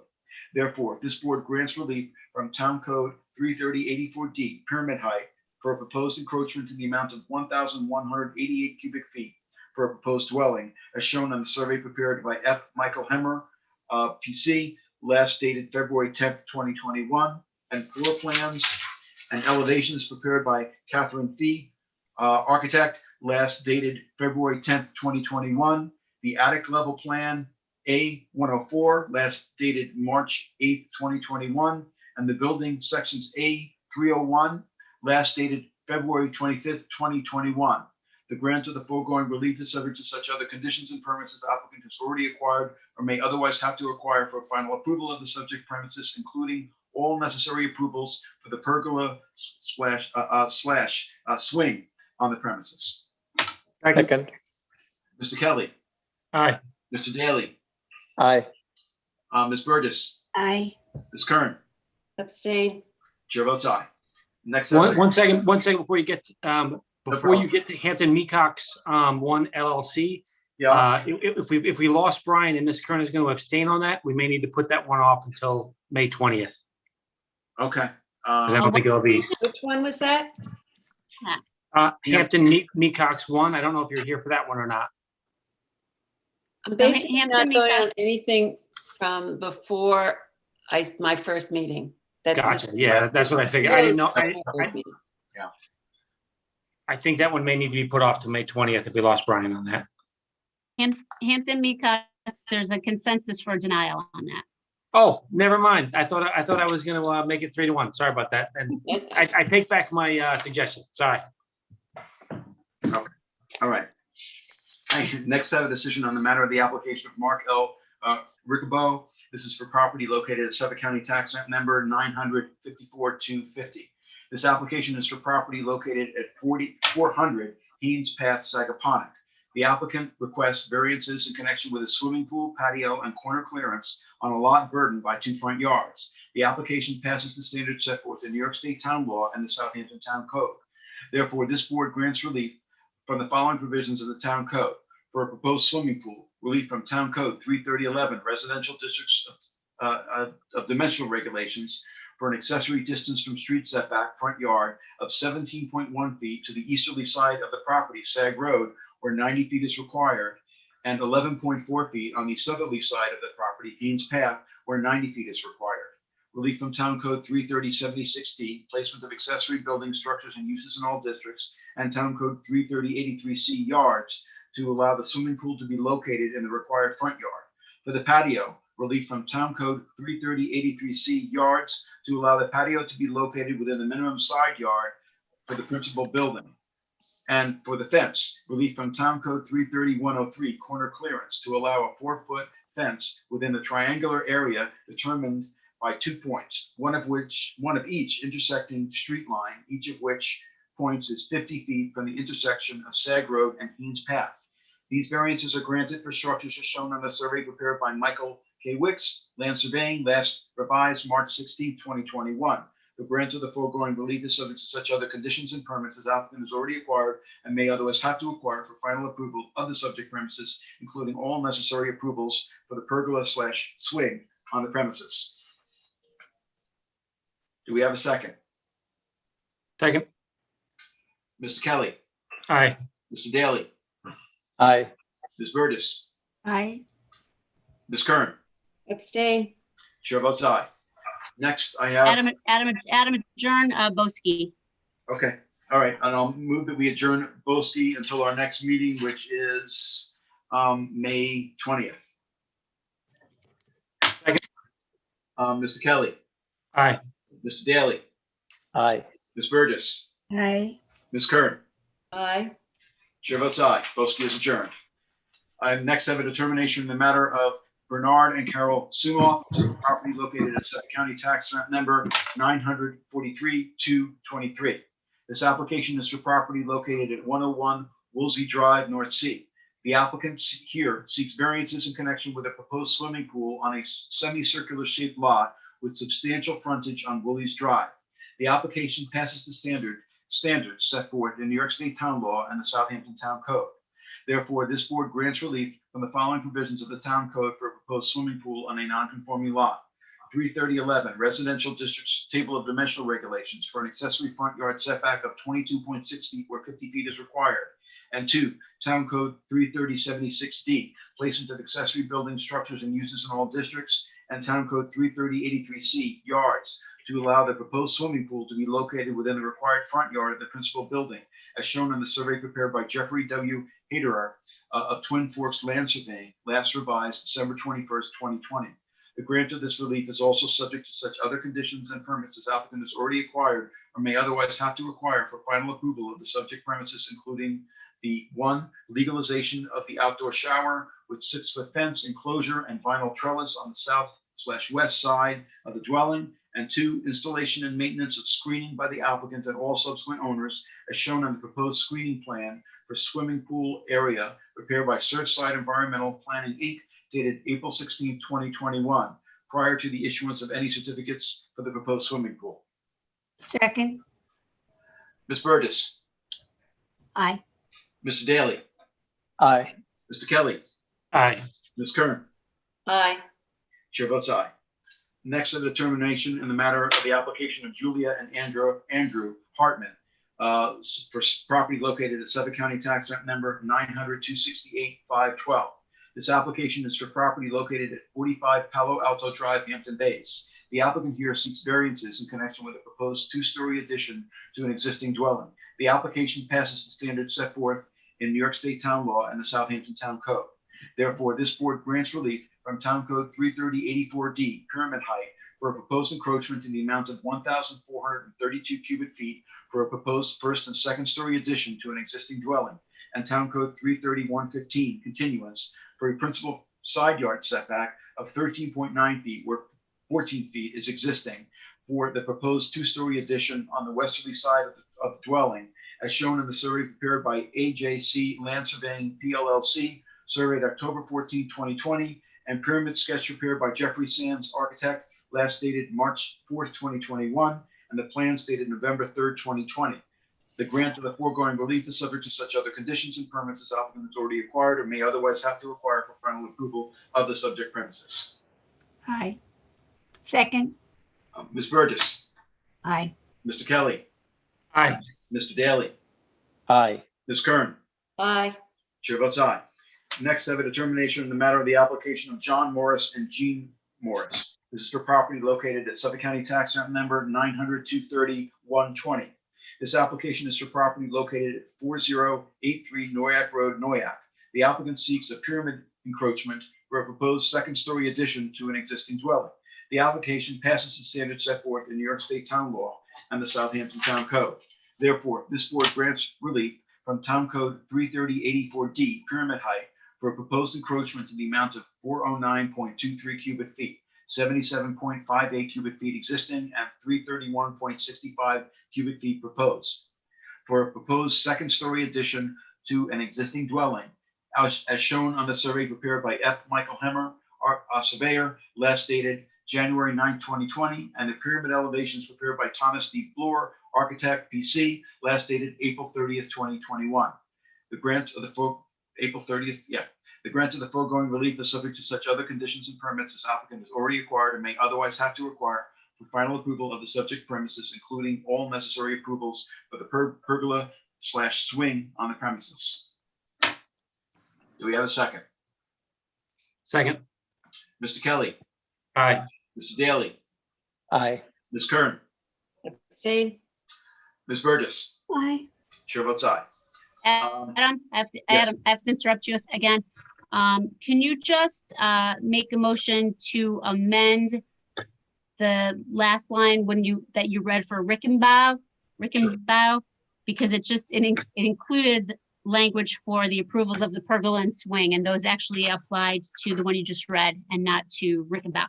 Okay, so basically, I will make a motion that I amend the decision on the application of Rickenbaugh, take away the language at the very end of of what I had read, which referenced for the approvals for the pergola swing on the premises. That's correct? Correct. Okay. Do we have? Thank you. So motion to amend. Okay. Mr. Kelly. Aye. Mr. Daly. Aye. Ms. Burgess. Aye. Ms. Kern. Abstain. Chair votes aye. Thank you. You're welcome. Okay. Next, I have a determination in the matter of Hampton Mecox 1 LLC for property located at Suffolk County Tax Act Number 900-113-117.1. This application is for property located at 945 North Sea Mecox Road, Watermill. The applicant requested accessory rear and side yard setbacks for the proposed 55 by 110 tennis court. The board finds here that the application does not meet the standards set forth in New York State Town Law and the Southampton Town Code. This board finds that the benefit to the applicant, presumably monetarily, due to the topography of the lot and for convenience, does not outweigh the detriment to the character of the neighborhood by varying the town code where a conforming location exists. Specifically, this board finds that there will be a detriment to the neighborhood in granting the variances, both in appearance and in use, and that such detriment outweighs the benefit to the applicant, which can be achieved in a less intrusive manner.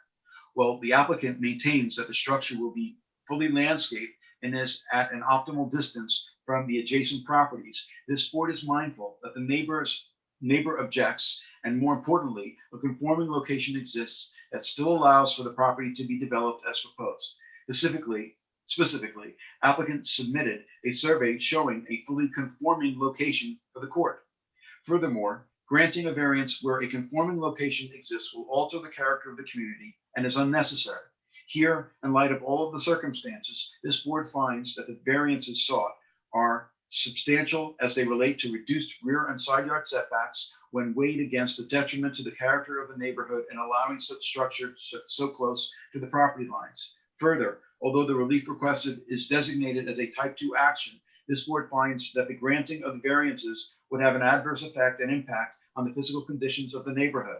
Lastly, the difficulty is self-created, and while this board recognizes a self-created hardship in and of itself is not a legal basis to deny the requested relief, it is a significant element militating against the application.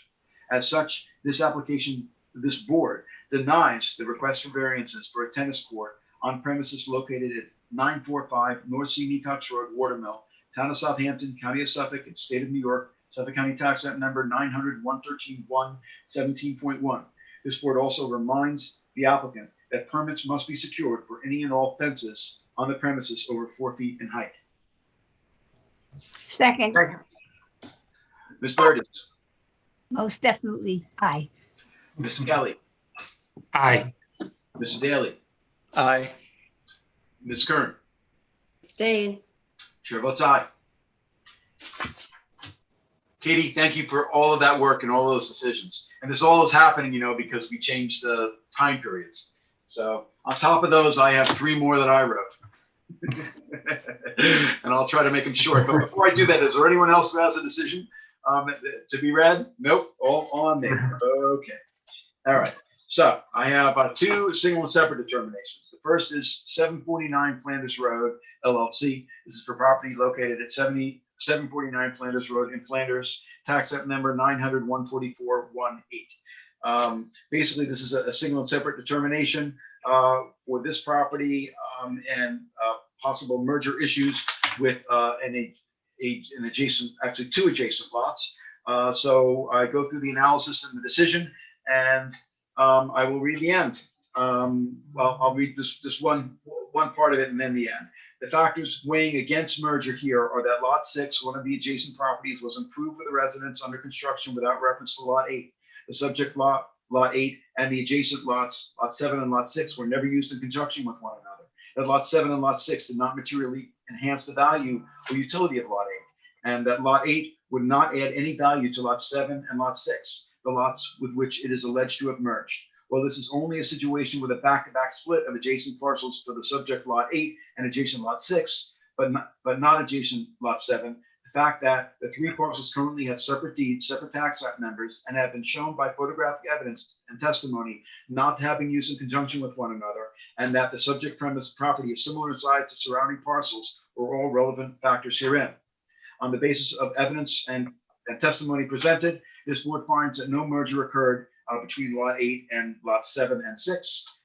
Based on the foregoing, since the applicant has established as a matter of law pursuant to the town code that there's no merger of these 3 lots, this board finds that the applicant does not require variance relief to establish the status of this parcel as a single and separate lot. Therefore, in the interest of justice and for the reasons set forth herein, this board concludes that the subject parcel consisting of Lot 8, tax map number 900-144-18, is a valid single and separate lot with a size of 6,250 square feet.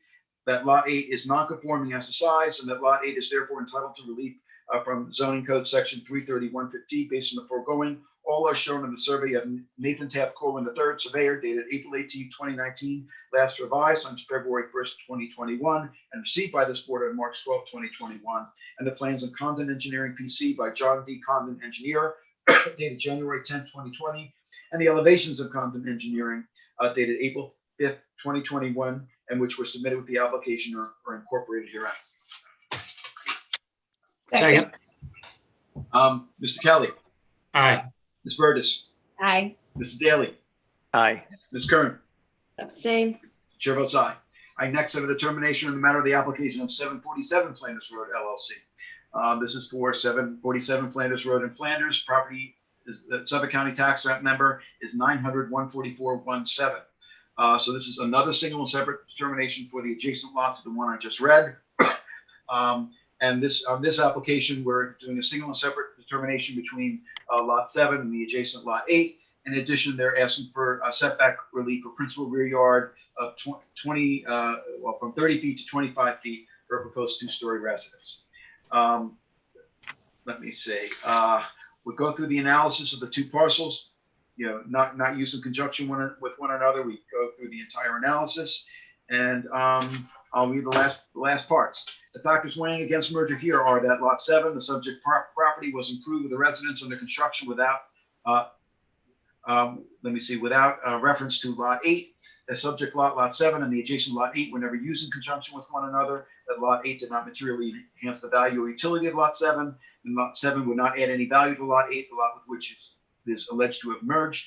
Well, this is not a situation with a back-to-back split. The fact that two parcels currently have separate deeds, separate tax rent numbers, and have been shown by photographic evidence and testimony not to having used in conjunction with one another, and that the subject premises property is similar in size to surrounding parcels are all relevant factors herein.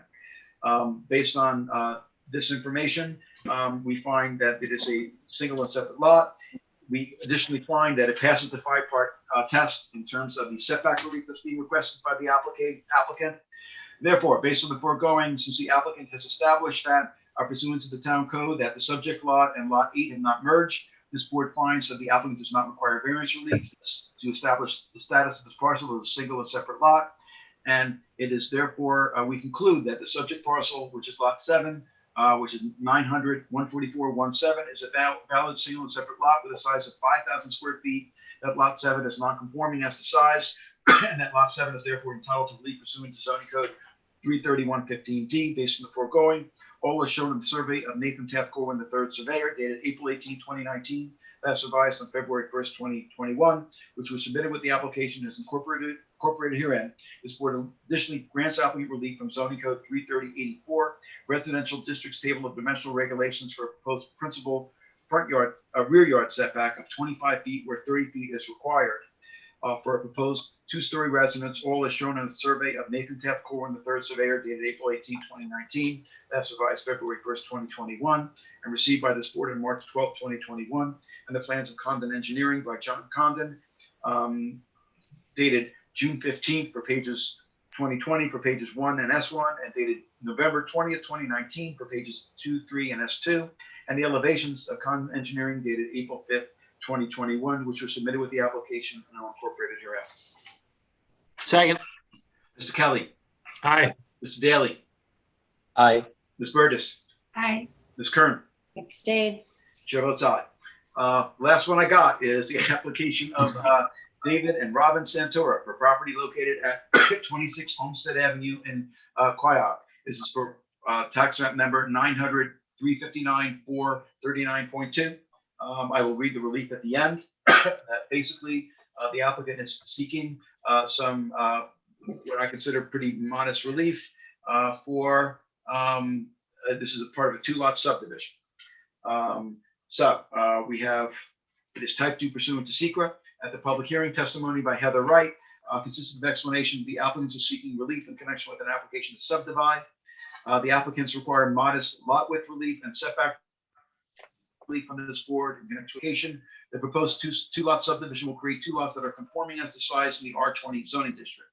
As a result of the proposed subdivision, due to the location of the existing residence on proposed lot 1, the applicants are additionally requesting a modest amount of pyramid relief, which is only required due to the subdivision. No opposition. Passes the 5-part test. Therefore, this board grants applicant relief from zoning code 330.11 residential districts table of dimensional regulations for a proposed lot width of 111.8 feet where 120 feet is required for proposed lot 1, and a principal minimum side yard setback of 14.9 feet where 20 feet is required for proposed lot 1, a principal rear yard setback of 52.3 feet where 60 feet is required for the existing dwelling on proposed lot 1, and relief from 330.84D pyramid relief for encroachment to the amount of 119.6 cubic feet for the existing residence on proposed lot 1, all for a proposed 2-lot subdivision.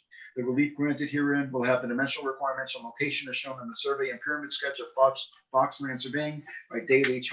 Fox, surveyor, dated July 25th, 2019, last revised February 5th, 2021, which was submitted with the application and is incorporated herein. Granted, the foregoing relief is subject to conditions of such other permits as applicants have heretofore acquired or may otherwise be necessary for final approval of the proposed 2-lot subdivision of the subject property, including but not limited to approval of the 2-lot subdivision by the Southampton Town Planning Board. Second. Mr. Kelly. Aye. Ms. Burgess. Aye. Mr. Daly. Aye. Ms. Kern. Abstain. Chair votes aye. That's all I got. Well done. Well done. Get a glass of water. Yeah, really. Okay. Well, it was interesting when we get so many in one meeting. So, okay. All right. Oh, well, do we have a motion to close? Motion to close. Do we have a second? Second. Okay. All in favor? Aye.